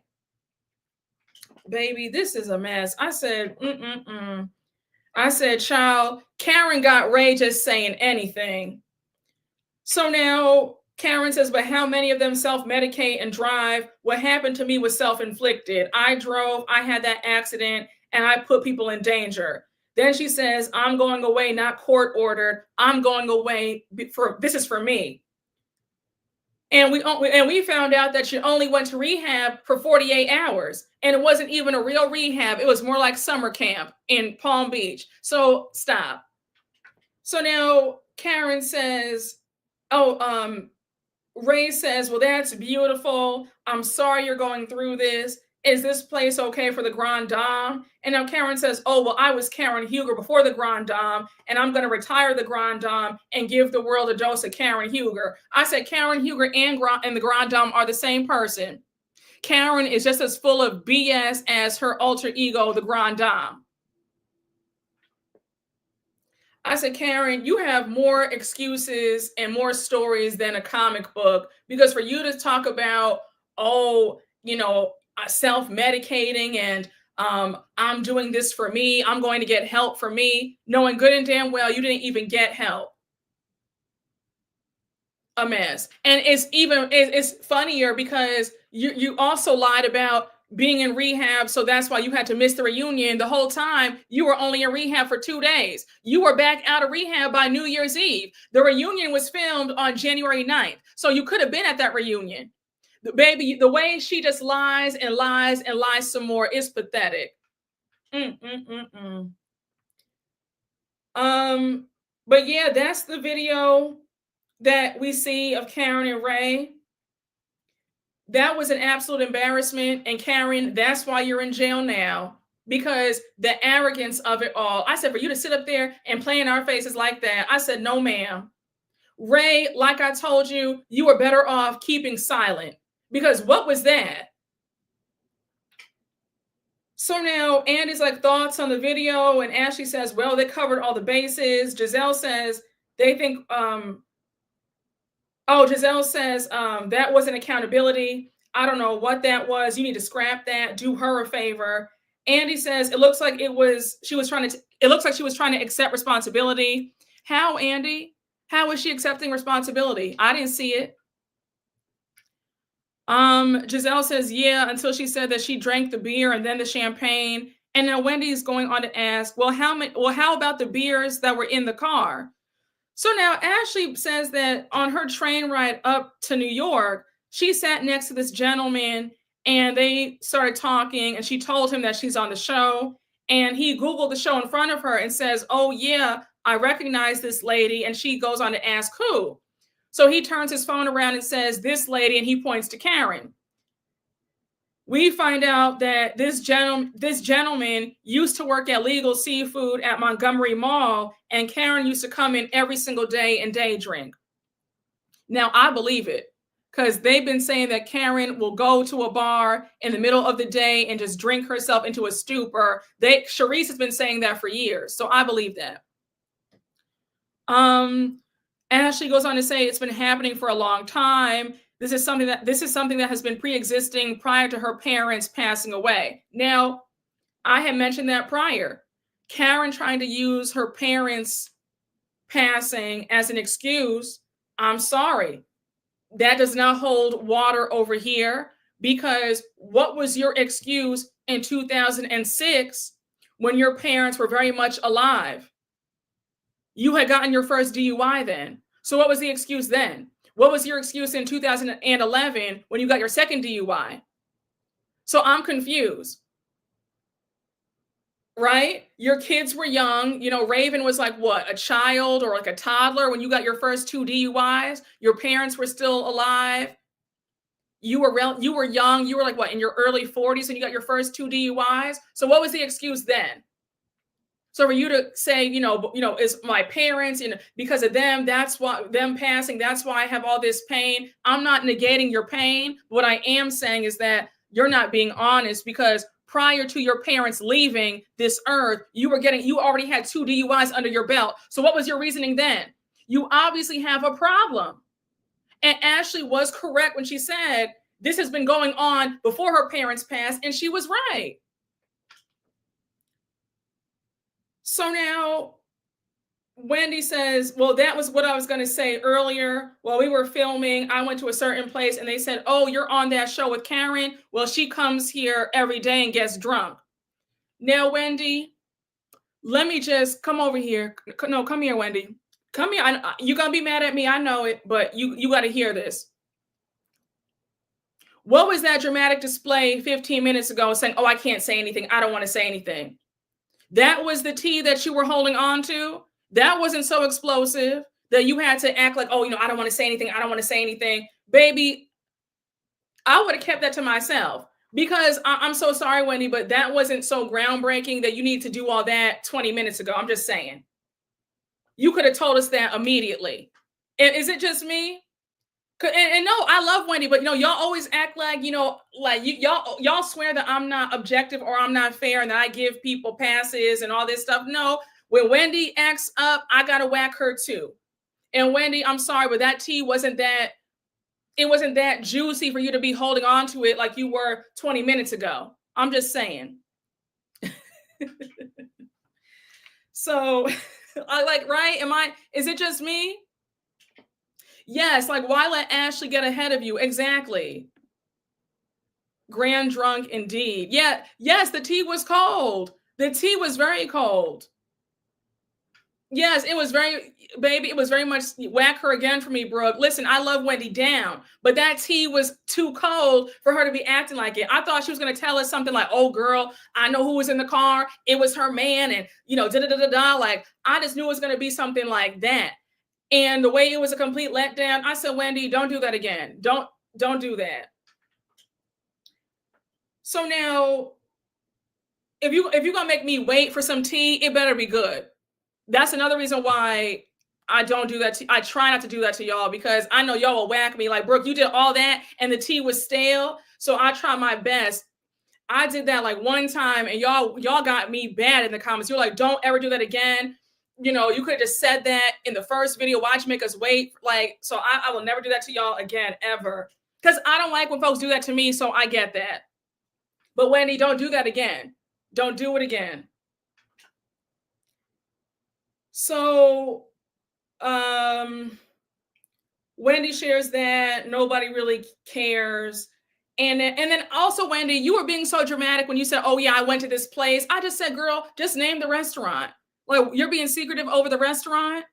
I don't know. So now, Giselle says, what we saw in that video was not accountability. Andy says, she says that she did not watch the footage until, now. Giselle says that's a lie. So Andy said, well, if she did watch it, then why would she go to trial? Why would she say yes and go to trial?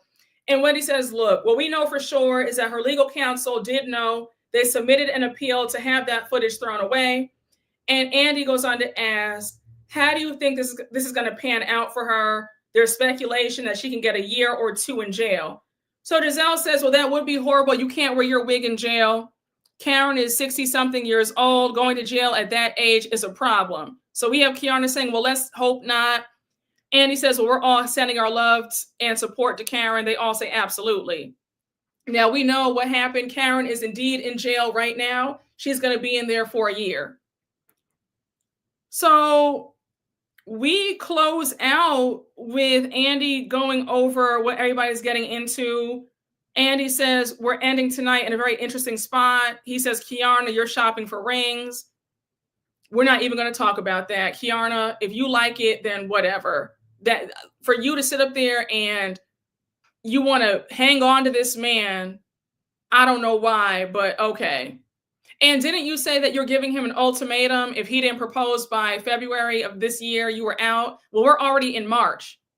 So are you leaving? And one more thing, if you have to give a man an ultimatum, that's desperation. Just so we're clear. I hate when I hear women say, well, I'm giving him a deadline. If I'm telling him that if he doesn't do it by New Year's Eve or this day, I'm leaving, just leave. Having to give a man an ultimatum is desperation. I'm gonna be real with y'all. My ego is too big. I'm too vain. Call it whatever you want to call it, cocky, arrogant. I don't know what you want to call it, but my ego is too big to have to feel like I had to force a man to be with me. I need to know without a shadow of a doubt that that man wanted to be with me on his own accord. I'm not begging nobody for nothing. If I feel like a man is not moving fast enough, I'm going to drop him. I'm on to the next. I'm not saying to a man, oh yeah, well, I'm giving you a deadline. No. If it's not by that time in my head, I'm out. But I'm not sitting up there talking about, oh yeah, if you got to do that, don't you think that he doesn't want you? I was always taught that when a man wants you, you will know. If he's dragging his feet, if it's been years and years and years, listen, and I'm not trying to break anybody's spirit. I'm not trying to shame anybody. I'm not trying to be hard on anybody, but we gotta really, we gotta be real, y'all. Too many women are wasting their time on men who don't like them all like that. You're wasting years. It doesn't take years. If that man wanted you, you'd be off the market like that. It doesn't take years, y'all. It doesn't take years. I'm just saying. And Kiana is wasting precious time with this man who is unsure about her. And if you're unsure, that's low-key rejection. And in my mind, I'm out the door. Kiana needs to wake up. So anyhow, Andy says, Ashley, by the time this airs, you should be divorced. She is divorced, thank God. Wendy, then he goes on to say that Wendy and Giselle, he enjoyed their banter. They might have more in common than they think. Giselle says that the jury is still out on that. I said, that's a very interesting answer, but I'm gonna just leave that alone. And I will say that Giselle and Wendy together, tag teaming Mia, was chef's kiss. Andy says, Stacey, you had a great first season. I said, did she? Did she? Because Stacey's first season kind of flopped for me, but all right. Stacey says she's not going anywhere with TJ. She lost her best friend tonight, but still I rise and I'll be all right. So they're all like, girl, leave Maya Angelou alone, honey. So now Andy says, well, speaking of Maya Angelou, we lost Mia Angelou. And Giselle says, I think it's whack. We've all done nonsense to each other, but we come to the reunion and we deal with it. We don't run away. And I agree with that. Now, Giselle, let me just get you together, because yes, you guys have all done foolishness to each other throughout the years. But Miss Mamas, although you have not run away at a reunion, you have not taken accountability or ownership for the stuff that you've done over the years. So for you to act like, well, you know, we all come to the reunion and we all own up to our stuff. Well, that's not true. That's not true. But I'm going to just leave that there, girl. I'm going to leave that there. So Ashley says that Mia stood on business, no contrition.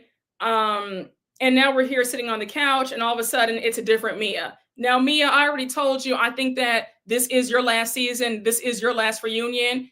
Andy does not take it too kindly when people leave the reunions early, and that's what you did. And I think that you're out. So bye. So now Wendy says that that's what she kept saying earlier, all this time to course correct, and she didn't. And Giselle says, and now she's gone. So now Wendy says, let the record reflect that my first season on the show, I clocked Mia. So Giselle's like, Wendy, why you always got to act like you did it first? And Wendy says, it's true because I did clock Mia from the jump. Now, yeah, let's give Wendy her things, because Wendy did point out that Mia was full of it. And Giselle, you knew that Mia was full of it, but because Mia was against Candace and Wendy, you liked her. When Mia assaulted Wendy in season 7, you were on board because you could not stand Wendy. So for you to act like, oh, you know, well, why is Wendy taking credit for knowing that Mia was a fraud from jump? That's because you knew that she was a fraud from jump, but you liked her because you never thought in a million years that she would come for your kids. Let's be clear about that. You only want to listen to Wendy now because now you and Wendy are cool, and now Mia's said something nasty about your kids. But give Wendy her flowers because she did say that Mia was a nut from the beginning. Well, we all told you that. Everybody said that, but you didn't want to listen. So now we close it out with Andy saying it's been quite a year. It's been an incredible season. And then we see across our screens that Karen was sentenced on last week, February 26th, and she is in prison for a year. And that's where part 3 ends. Now, quickly, this reunion, in my opinion, I thought was flawless. I enjoyed myself. It was fun. Andy was into it. Mia leaving was the icing on the cake. And I noticed that they did not do a toast this time around, because usually at every reunion, there's always a drink that gets brought out and they toast to the next season. So I'm like, they didn't do that this year. That was kind of weird to me, but I guess it's not that big of a deal. But I want to read a few super chats, but I was wondering, I finished this recap a lot earlier than I thought. I want to allot maybe like 15 minutes to hear some of y'all's thoughts. So I'll have like a little call in. I'll drop the link. I'm only going to take about 5 callers, okay? So it's not gonna be a lot, y'all. Don't get mad. So I'm gonna drop the link in a minute. All right, give me a minute. I'm gonna read the super chats, drop the link, and I want to hear from y'all. What did you think about Stacey? You think that Stacey's lying? Okay, we'll talk about that. All right, is that cool? Yes, no? All right. Hey, Tipper J, thank you for the super chat. I came in late, but can we believe what Stacey said about Karen now and that she knows she's a whole liar? Love you in the channel, Brooke. Thank you so much, Tipper. Thank you. Hey, Tammy A, thank you for the super chat. Andy said Karen shot the video a day before rehab, December 27th. We know it was a 48-hour recovery center. The reunion was filmed on January 9th, so Karen was home. Yes, she was. When I tell you Karen is such a liar. Hey, Africa chick, is Brazzers your fave? Oh my gosh! Now, why would you ask me that? LOL, love your vids. I'm screaming, child. Y'all trying to pick these super chats to get into my business. Hey, Nitwit, thank you for the super chat. Imagine sleeping with the founding father and still having to do jail time. I hope Karen learns to give those 613s down while she's away. Hey, Leonardo decapitated. There's a whole geographical landscape above her eyebrows, and Ashley is still talking just to talk. Exactly. Hey, Princess Jake. Thank you for the super chat. I'm sad Karen's doing 2 years, but still I rise. Child. I think that Karen got what she deserved. I think that a little bit of jail is going to be good for Karen. She had no regard for anybody else's lives when she got behind that wheel drunk. Hey, Princess Jake, thank you for the super chat. Low key, I bet Karen's running the hell out of her block. Hey, Liberia Rose, thank you for the super chat. When are you going to start doing a stand-up? You are hilarious. Oh, thank you. You are so funny. Thank you.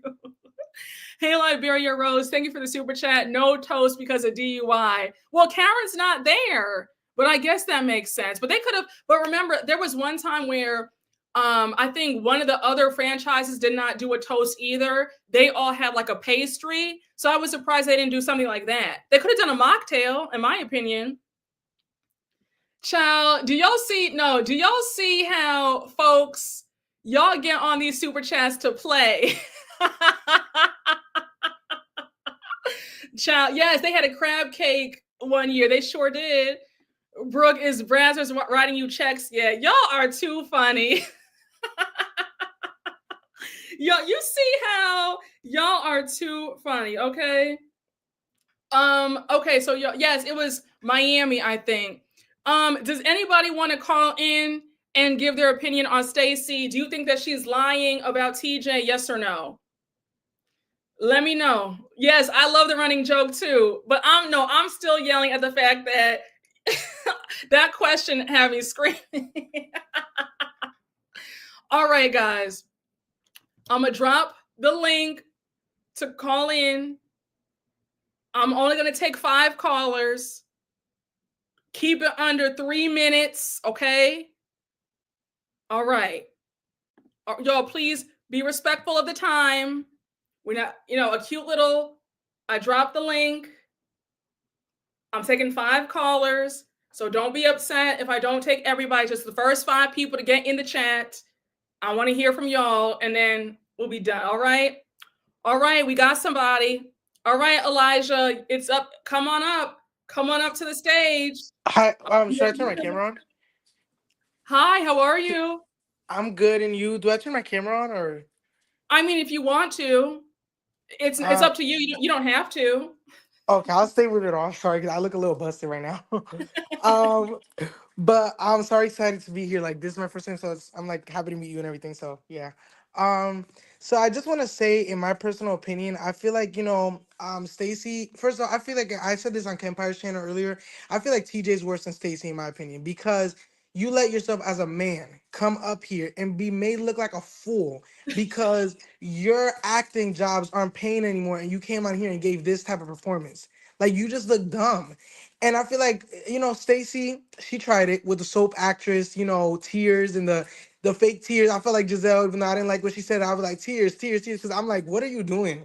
Like, and then when she said, still I rise, I'm like, go get out of here, bro. She is so like, I was like, and I feel like, I'm not gonna lie, I feel like the goofy way she tried to like make this work kind of made me live for her a little more in a sense. Like the delusion made me like, okay, I want to see more of her because like she really thinks we're gonna believe this. Like this may work on QVC, but this does not work on here because nobody believes that. Yes. And I don't know if the producers made her feel she needed to bring him on. But whoever did that gave her the wrong advice. And I think that I want to see the real Stacey though, because like when AJ said what he said when he came on the show about that's not her, I want to see who she really is. I hope she gives that up and she really lets go of TJ and his foolery because now he's on Instagram saying that he's gonna give earth-shattering news. So now you're just giving this broke actor more of a platform. You know what I Yes. mean? I So I agree. don't know. Yeah, that's all I have to I say. agree. Well, thank you, Elijah. You were awesome. I like Thank you you. hit every point. I think that I won't be surprised if this battle between Stacey and TJ goes on for like a few more weeks because of Right, this whole nonsense. So I think that right. Stacey was better off never even having TJ come on as anything.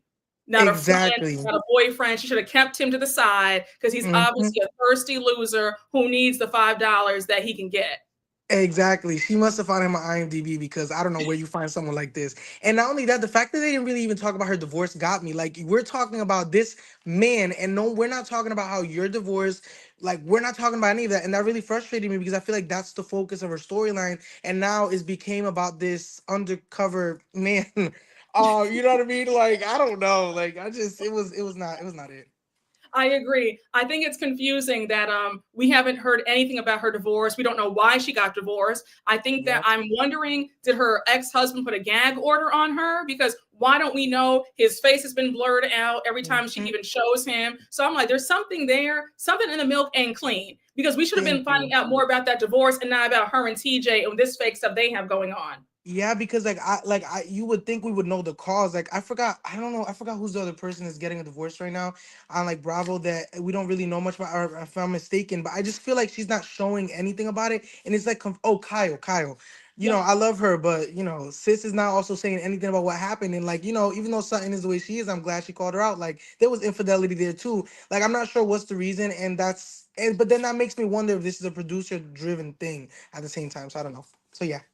maybe. Well, I guess we'll never know. But Elijah, thank you so much for coming on. I can't wait for you to come on to the next time I have a call in. But Thank you I for love this everything. opportunity. Of course, of course. Thank you. Thank Thank you. you. Hi, Miriam. How are Hi. you? Well, we don't have a minute to spare, right? Let's start the way.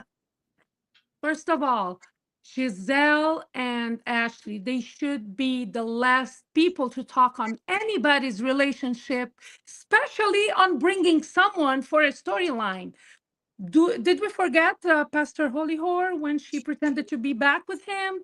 And what about the knockoff of Jack Harlow now? Like, Ashley and her forehead, they can sit down. I hate like they were such in a high horse and they were mean girling on Stacy. For me, the worst thing about Stacy was her lipstick color. Like it doesn't go with her. Like who did that to her? I'm like, she needs to change her stylist. She's gorgeous. I know there's something that she's hiding. I think she's really being muzzled by her ex-husband because he's very, very powerful. Like not even like 10 times Sutton's husband. That's what I think because he's based in DC, so you can't play with that. So I think this is why she doesn't come off as truthful. But to be honest with you, I wouldn't have given TJ a minute of her time in the reunion because he was dying to be in that reunion. He was so salty about it. And this is why he said what he said. But even though, like, if what he's saying is true, um, he is uh, he is admitting to be a liar himself because he was in it for the money. Mm-hmm. So it doesn't make him better, anyways. And yesterday on Watch What Happens Live, Andy told Stacey, "Well, you know what? He didn't post anything after the reunion, so you're vindicated." So even if he comes up with, so many times I sell my friends and I don't put in like the context of the money, so they can practically accuse me of the same thing. He is in a job. He just wanted his 5 minutes of fame. And both of them, like they've been the rumors that they were fired. Maybe they thought, okay, we come together in the show. I think it's not like this horrible, dirty secret. I think both of them, and in a way, she was saving herself from having to talk about her divorce because she couldn't talk. And finally, she has the right to Jay behind the bar. She had AJ yesterday. Mm-hmm. Mm-hmm. So I think now she will be in good hands. And I just want like Giselle and Ashley to shut up. They have no moral compass to talk on anybody's relationship because we don't know what happens to them. They didn't. They're just there because they do everything that production wants. And one last thing about the Grand Drunk. Whoever gave her that name, they need to put a patent on it because I think she has Ray as a hostage for saving him from the IRS tax problems like years ago. And this is why, and he's old. Where is he going to go? Really? He's with her. It was shameful. It was, the cover up is really worse than her crime. Like as messed up as to drunk drive, that video was even worse. Yes. She's still, and now she's saying Karen is enough. I don't need to be grand dame. She's doubling down on her ego. She Mm-hmm. should go and hide. Like that woman is crazy. She wasn't listening to her attorneys. They knew about these videos, but she got away 4 times out of the zillion times that she was drunk. Why would she think that this time was going to be different? She Mm-hmm. really didn't think. This is why she went all the way. And I hate the way they were like babying her or feeling bad for her. We shouldn't feel bad because we could, if we were in DC and she was driving, we could be victims. So it's not like if something doesn't happen to you, it's okay. No, it's not okay. She is, for her big age, like you say, she should be ashamed of herself and she should take accountability. And even Andy, I'm sure they're going to give her a spin-off or a one-on-one when she comes out. I can already see that Jen Shah is going to be back. Like there's no morals. And what does it say about us? We are here for the mess. Very true. But Miriam, thank you so Yeah. much for coming on. Always a pleasure. And Well, I will you see. light up my day. Thank God I'm working from home today. Thank you so much, Miriam. I will see you in the next call in. Oh yes. Bye. Bye. Thank you. Hi, Dab K2 2K88. How are you? I'm good. Can you hear me, Brooke? I'm on the road, but I had to hop in. Yes, I can hear you. Okay, I'm not going to be too long-winded, but I just wanted to state my thoughts. I'm in Detroit. As a native Detroiter, we don't claim Stacey. Stacey is done. We don't claim her anymore. Like that was ridiculous. And I have a feeling that the Bravo producers may have egged her on to get like somebody like TJ, but it was very visible. Everybody, like, one thing I can say, and you even called it out back in the day, like, the audience that watches Housewives, we're not stupid. We know a fake when we see one. Mm-hmm. So the whole thing of her like going in like, oh, I didn't know this at all. Yes, you did. They clocked you. The audience clocked you. Giselle and Ashley clocked you. Like, own your stuff. Like, don't double down on it because you look more like Bubbo the Fool. And I really like Stacey this season, but it looked ridiculous on the screen, and it's just like she kept doubling down. I'm like, just fess up. All you gotta do is fess up. Nobody's judging you. Like, we get where you're coming from, but you make yourself look like an idiot more and more each time. And you justifying Giselle as many times she brought them winter hoes on the show over the years. Like, come on. it was really embarrassing to see.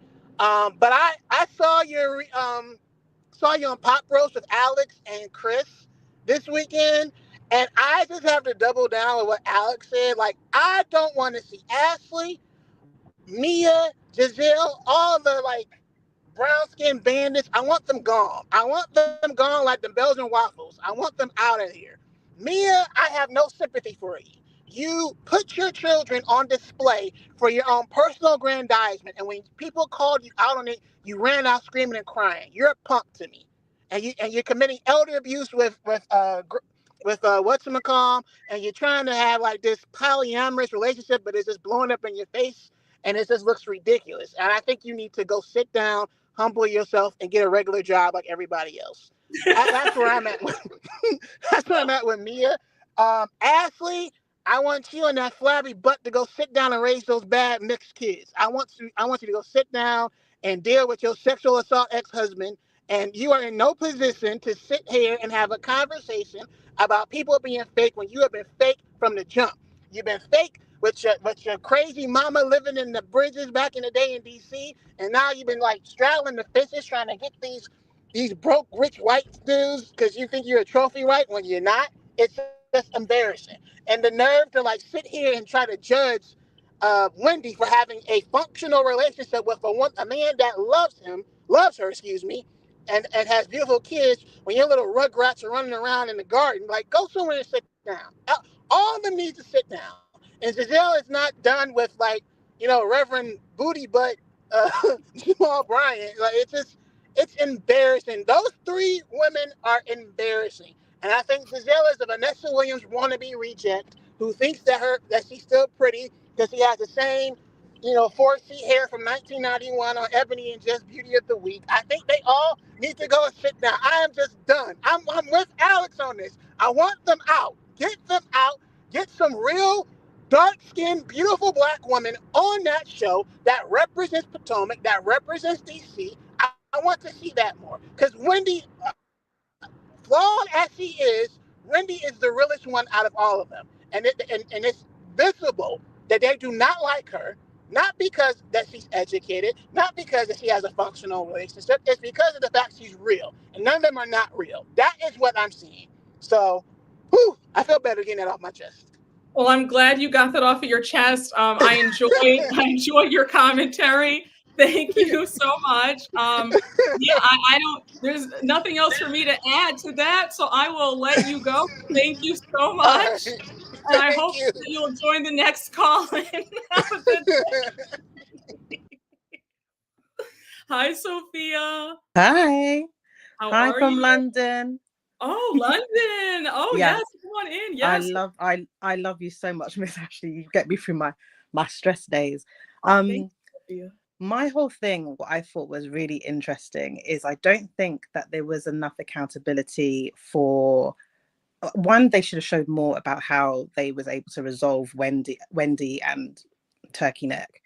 And so they needed to show us that, because I've seen comments and I've seen people say, oh, I liked Turkey Neck. I can't get over it, because the things that she's done in the past is so horrendous, but everyone's forgiven her. I'm like, one season, I'm not going to forget the rest. I can't do it.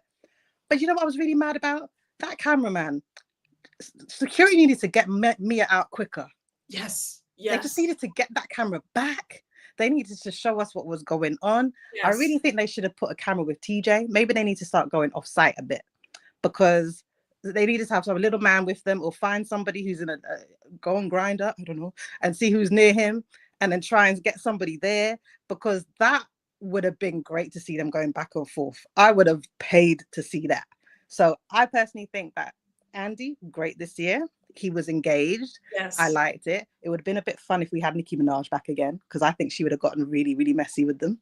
Oh, yes. That would have been fun. I was hoping they would do something like that, but no. Ashley needs to be gone, but I feel like she's been saved again this year because we may not have Karen. Yep. And now obviously Mia be lying. But I also blame a little bit Carlos King for gassing up Mia. Yes. She got a big old head. Mm-hmm. And she honestly thought that she was untouchable this year. She thought it was the Maya show, but Maya's gone, and I'm happy. And she just needs to go and use your discount code for the family and start healing. That's what I think should happen. Thank you. Thank you, Sophia. You were awesome. I love your accent, by the way, but you said it all, and I hope to see you in the next call-in. Oh, definitely. Thank you. Have a good night. Bye. And we have, you're the last, save the best for last, Mrs. Dr. Murder. Come on in the room. How are you? Hi, Brooke. Can you hear me? Yes, I can hear you just fine. Excellent. So, love you. Thank you for this. I have just 2 comments. First, I think the big part about the shows are that the women come on knowing that they need a storyline. And I think that for Stacey, she needed a man because I don't think Stacey wants to dive into her divorce. I think she really thought that TJ would be a cushion and that would be the focus. But you can't fake chemistry. You cannot fake love. You cannot fake that man was not interested in her. And so I really don't think that money was exchanged, but I do think there were many conversations about how this show could benefit them both. Second, I will also say about Karen, I do think that the women looked at Karen as an elder, and I think that they really tried to respect her in the sense that she's older and that they didn't want to be messy about all of her business. However, I will say Karen is the drunk grandma that nobody likes at Thanksgiving when she starts going off. And so we don't need to enable that behavior. We definitely do not need to enable do as I say, not as I do. Like, girl, please, it is 2025. Sit down with that. You are not healthy enough to be on this show. I think that this show, there's a social aspect that the alcohol is not going anywhere. The vacations are not going anywhere. The retreats are not going anywhere. And I think that Karen is just not healthy enough to be on this kind of environment. The Housewives, it's not for everyone, as we know, but you have to be able to work in this environment. And sometimes you just might need to say, that didn't work for me. I had the time in my life, but it was more negative than positive. But that's all I have to say, Brooke. Thank you, girl. I hope to see you at the next one. Oh, yes, I hope to see you. But thank you so much for your comments. I agree with you. I agree. Thank you again for jumping on. I can't wait for you to come on to the next call-in. And have a great rest of your day. Thank you. Thank you. Guys, y'all were amazing. I can't wait to do another call-in. But yeah, this was fabulous. I do have to say, I agree with our last caller, Mrs. Dr. Murder. I agree that Karen is not healthy enough. And I think that this show, on top of getting to her head, it's kind of exacerbated a problem that she's been having for years before the show, because her first DUI was in 2006.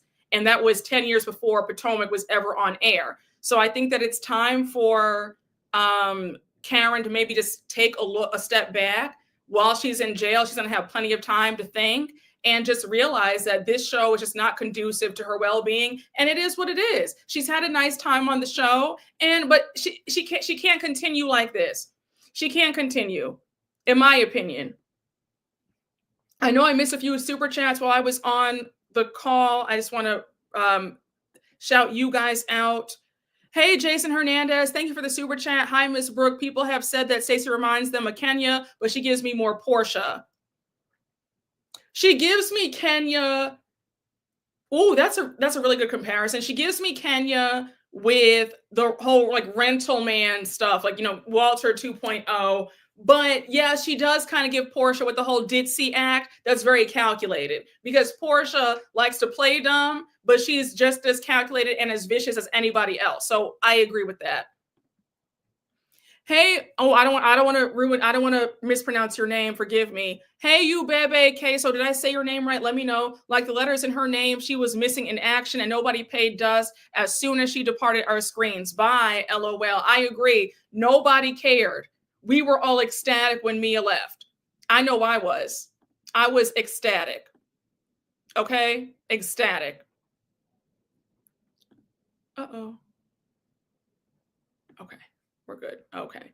Yeah, I think that I just think that when it comes to Stacey and this whole thing with TJ, Stacey, if TJ is threatening to go live tonight or tomorrow, you better hope and you better pray that it's all lies and he has no receipts. Because I'm telling you right now, if TJ comes up with receipts, we will be back on live. I'll be having you guys call in and we'll be talking about it again. So you better hope for your sake that, let me check TJ's Instagram now while I have you guys on the line.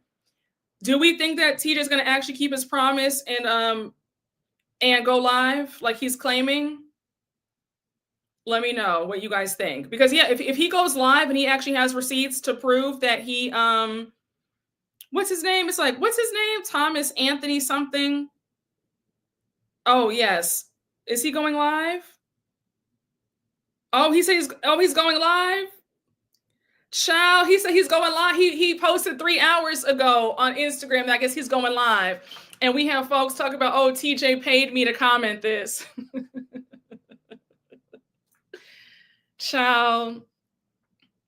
Yeah, Stacey's ex isn't that rich or powerful based on Google. He probably just wants privacy. Yeah, because I read that he's like the SVP at Audi, if I'm not mistaken. He works at Audi. He's not like Sutton's ex-husband. He is like almost a billionaire. He's in investment banking. I don't think that they have the same amount of money or power or status as Sutton's ex-husband. The whole carpet has been pulled from Stacey, laughing my ass off. TJ equals transactional jackass. I'm screaming. That's good. Oh my gosh. I don't think he'll actually go live. Yeah, I don't think so either, because he's like boarding a plane as he's like, I'm going to tell you guys the truth. I'm spilling all the tea tonight. So I'm like, I don't know. Wait, her and Greg broke up? Did you see that Kiana and Greg are no longer? Really? Is this true? Don't get my hopes up, y'all. When did she announce this? Are they broken up? For real? Wait, where'd you guys see this? Because I just Googled it. I'm not seeing anything. Where'd you see this? Let me know. Yup, thank God. Oh, okay. She said it in her live. They're just friends. Tagged you on Twitter. Oh, okay. Okay. Well, I'm happy to hear that. It's on her Instagram. Oh, thank God. She dropped ashy, honey. Those big ashy feet. And he's sitting up there making her cry. No, ma'am. She says they're friends. I saw it on Twitter. Won't he do it? Yes, exactly. Won't he do it, honey? Won't he will? Oh my gosh. Kiana girl, we are ecstatic. This is wonderful news, Kiana. Hey, Kay got that so hosey. Thank you for the super chat. Mia's departure took way too long. When Andy said that camera has the receipts, I said, run and get it. We don't care about Mia. Dang. Yeah, I was getting impatient at one point. I said, all right, like, let's hurry up. Like, I'm missing the Oscars to see Wendy and Eddie expose Stacey and TJ's lies. All right, like, let's hurry up. Let's get the footage. We do not care about Mia. Do not show her again. That's exactly where I was at with it too. Kiana wants to keep her champagne flute so she listened to the viewers. Oh, that is going to make for a good season 10 storyline. Her being all heartbroken and, out in these streets. Yes. Yes, Kiana did win. Kiana definitely won. Yes, honey. Kiana can get a ball player again. Yes. Listen, y'all. I want to see Kiana with a football player, a basketball player. Okay. I want to see her win. Oh, am I reviewing Love Hotel? When yeah, I mean, I guess I might review it. I will be reviewing Atlanta, of course. I will be reviewing Atlanta. I cannot wait for Atlanta because I want to see how the whole thing plays out between Kenya and Britt Edie. Ciao. You guys, I share your thoughts about Greg, okay? We're right here about that. Are you watching Married to Medicine? I haven't been like watching it. I've seen maybe like a total of like 3 episodes. The last episode I watched was when Quad got her lick back on vacation and she had Greg and Sweet Tea spiraling. That was the last episode I watched. But like I'll watch the clips on Twitter. I've just never been like super invested in Married to Medicine. But like I know what's going on, but I don't like watch it religiously, if that makes sense. Do you think RHOA will be good? I'm hopeful. At this point, it's been 2 years since they've been back on our screen. So I'm just ready for Atlanta, right? Like I have no expectations for Atlanta. I'm just going in with an open mind and hoping that it's good. Brooke, are you reviewing Beyond the Gates? It's about a rich Black family in Maryland suburb similar to Potomac. Oh, it's the soap opera, right? Well, I don't know if I'll review it. I need to watch it. I know I'm like, 4 episodes behind? I've heard that it's amazing. So I'll be spending one of my days catching up on that. But I don't know about reviewing it. Maybe we could do like a live and talk about it. Kiarna, stop looking at government-funded men. Ciao. Yep, Beyond the Gates is a soap opera. Yes. Okay, you're ready. You're excited for Miami. Atlanta, not so much. Oh, you're gonna have a really good time watching the playback. We have really been in rare form. You guys had me screaming in this live. Like you guys really have me on the floor all the time. I'm still not over that one super chat question. I said, y'all are too much. Y'all are too much. Okay. But I love how it's become a running joke between us. But yeah, guys, I think that we've talked about everything, right? I feel like we've mentioned it all in the words of Bethany Frankel. Oh, you said you didn't even answer? So that's a yes. I am screaming. You see, y'all just want to know people's business.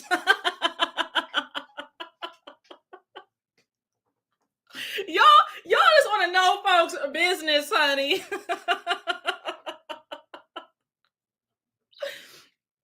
Well, I guess my answer is I'm gonna say this. Well, obviously I know about it, so what you do the math,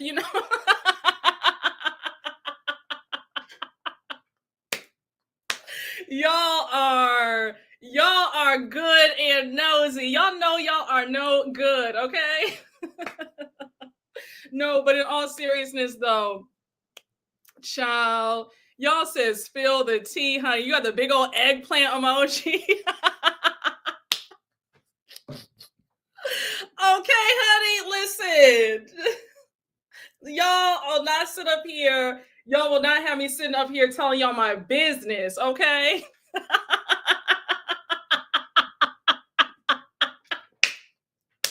Y'all are getting on my nerves today. It is a Monday. Oh my gosh, y'all are too freaking much. Oh my goodness. You see, I should have never said anything because now that's not only the running joke, now y'all asking me questions like it is a Monday in the afternoon. It's not even It's not even evening. You're talking about this. Y'all need to stop. Oh my goodness. I'm gonna miss you while we wait for Atlanta. Well, Atlanta's on Sunday, this coming Sunday, right? And then we still have Beverly Hills, so you'll see me. And I can always go live about other things too. I might go live tomorrow afternoon. We can just talk and, shoot the crap, right? And just have a good old time and talk about browsers and all this other stuff. And you try to get in my business. Oh, you said it's 10:24 in the UK. Wow. Oh my goodness, child, please. You said we see each other. Yes, honey. Yes, they did. No, listen, time out. They said, now Trick, we giving you money, so you better answer the damn question. Y'all should feel ashamed of yourselves.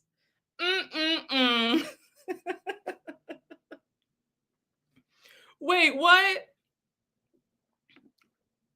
What in the world? How would you know? Wait, we getting some, baby. This is Potomac, honey. We gotta talk about all this mess in another live. Child, do you see this? Do you see this comment? This is some mess right here. Save this for tomorrow's live.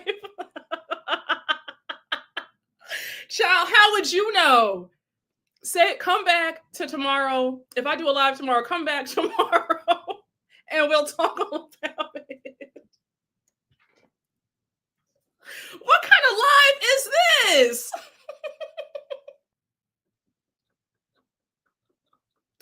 Oh my goodness. Child, what is this, honey? Come back tomorrow. And we will talk. We will talk all about this, okay? Child, you said, girl, what is going on? Oh my gosh. Kay got that so hosey. Thank you for the super chat. Child, Naquan said, don't make me mad. I'll date your dad. Child, going for everybody's man, honey. Coming for all of our men, okay? Child, you say you coming for your aunt's boyfriend? I'm gonna have to edit this part out of the podcast, like the podcast listeners. They're not gonna hear all this. This is just between us, so they're not gonna be hearing all this. All right, but well, we got some folks in here, honey. Well, come back for the next live where we can talk about all that, right? We'll talk about all the throat. We'll talk about throat spray and. Child, you sit up there zipping it and zooing it, creeping with your aunt's man. You should feel ashamed. Let your aunt have her man. Now, who hit on who first? Your aunt's boyfriend started talking to you, or you, like, who initiated that? Let me know. Child, this is a mess. Child, you said cousin Faith, honey. All right. Child. Wait, now it's on me? I didn't start this mess. Wait a second, time out. Baby, all of y'all are freaked out. I was minding my business doing this Potomac review, and then y'all came and talk about, it's giving a Brazzers tea, and then you wanted to come on. Y'all want to talk about all this. I was trying to have a good old, cute little demure and mindful, Christian like live about Potomac, and then here y'all go trying to get me to talk about my business and talk about all this. I was gonna wait till tomorrow. Child, I thought this was a kid's show, baby. Yeah, well, I want to know y'all came to me with your business. Y'all said you were dipping in and doing it with your aunt's boyfriend, so come on, you brought it to the forefront. Stop lying, girl, about Christian love. Oh, we're going to talk offline. It's a long story. Okay, yes, I want to hear all about it. Child. Brooke didn't start that BS. I'm gonna have to windmill for Brooke on this one. Thank you. Listen, I didn't start it this time. I did not start it this time. Usually I'll start, right? But this time I did not start it. Y'all brought it up this time. I didn't. Ooh, child. Well, we'll talk. We'll talk, child. If anybody else has some more tea y'all want to spill before we get off this chat, let me know now. We can talk about it. Oh, you said, is your aunt still with the boyfriend, honey? Y'all probably all having a good old, you know what, let me not say it. Oh, child. You see how folks act, honey. I love how it's not I like how you guys are not like a conservative bunch.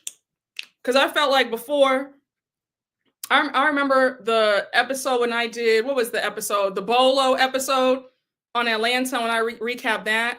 And I felt like, yeah, like some of the subscribers like, oh my gosh, like Brooke, like I can't believe you are like talking about this episode like that.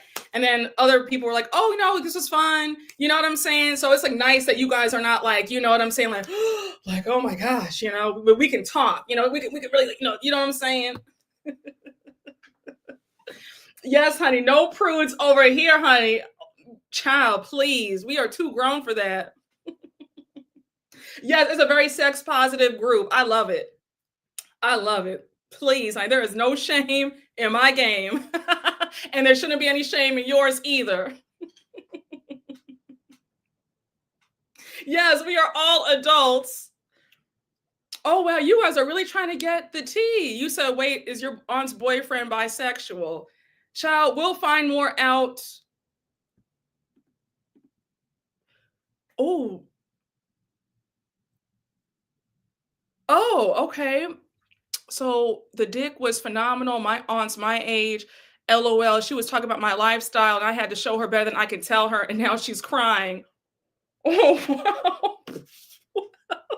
You know what? We will save this for another live. Okay. I'm going to get off of here. Oh my. Wow. You said, Brooke, you can't end this now. Well, you definitely showed your aunt better than you could tell her. And you showed her boyfriend better too. Oh my goodness. Well,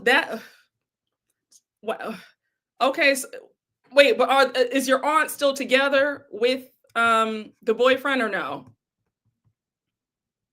Yeah, we might have to do another live, child, because this live we came for Potomac. Yes, you said you came for Potomac and stayed for Naquan. I know, right? Oh, you said she should have been quiet and ate her food. Oh, not you whacking me in my own chat. Listen, I want to know too now. You said Mr. PP. Okay, let's end this live. We're gonna end it right here. And let me just take a sip of water or something, and we can maybe reconvene later. All right, let's just end it right here. Yeah, she's still with him. This was just last night, and him and I were watching Potomac together. That's the gag. Oh. So you and your aunt are sharing. So that's y'all's boyfriend then. Okay, so you guys are sharing you guys are sharing, you guys have the same boyfriend. Okay. Let's come back. Let me just end this live at Potomac, all right? Let me end this now. If you want to, do y'all want to come back for another live, or should we wait till tomorrow? Potomac, y'all have me. I mean, you are trying to have my edges snatched out. Okay, so that's y'all's man.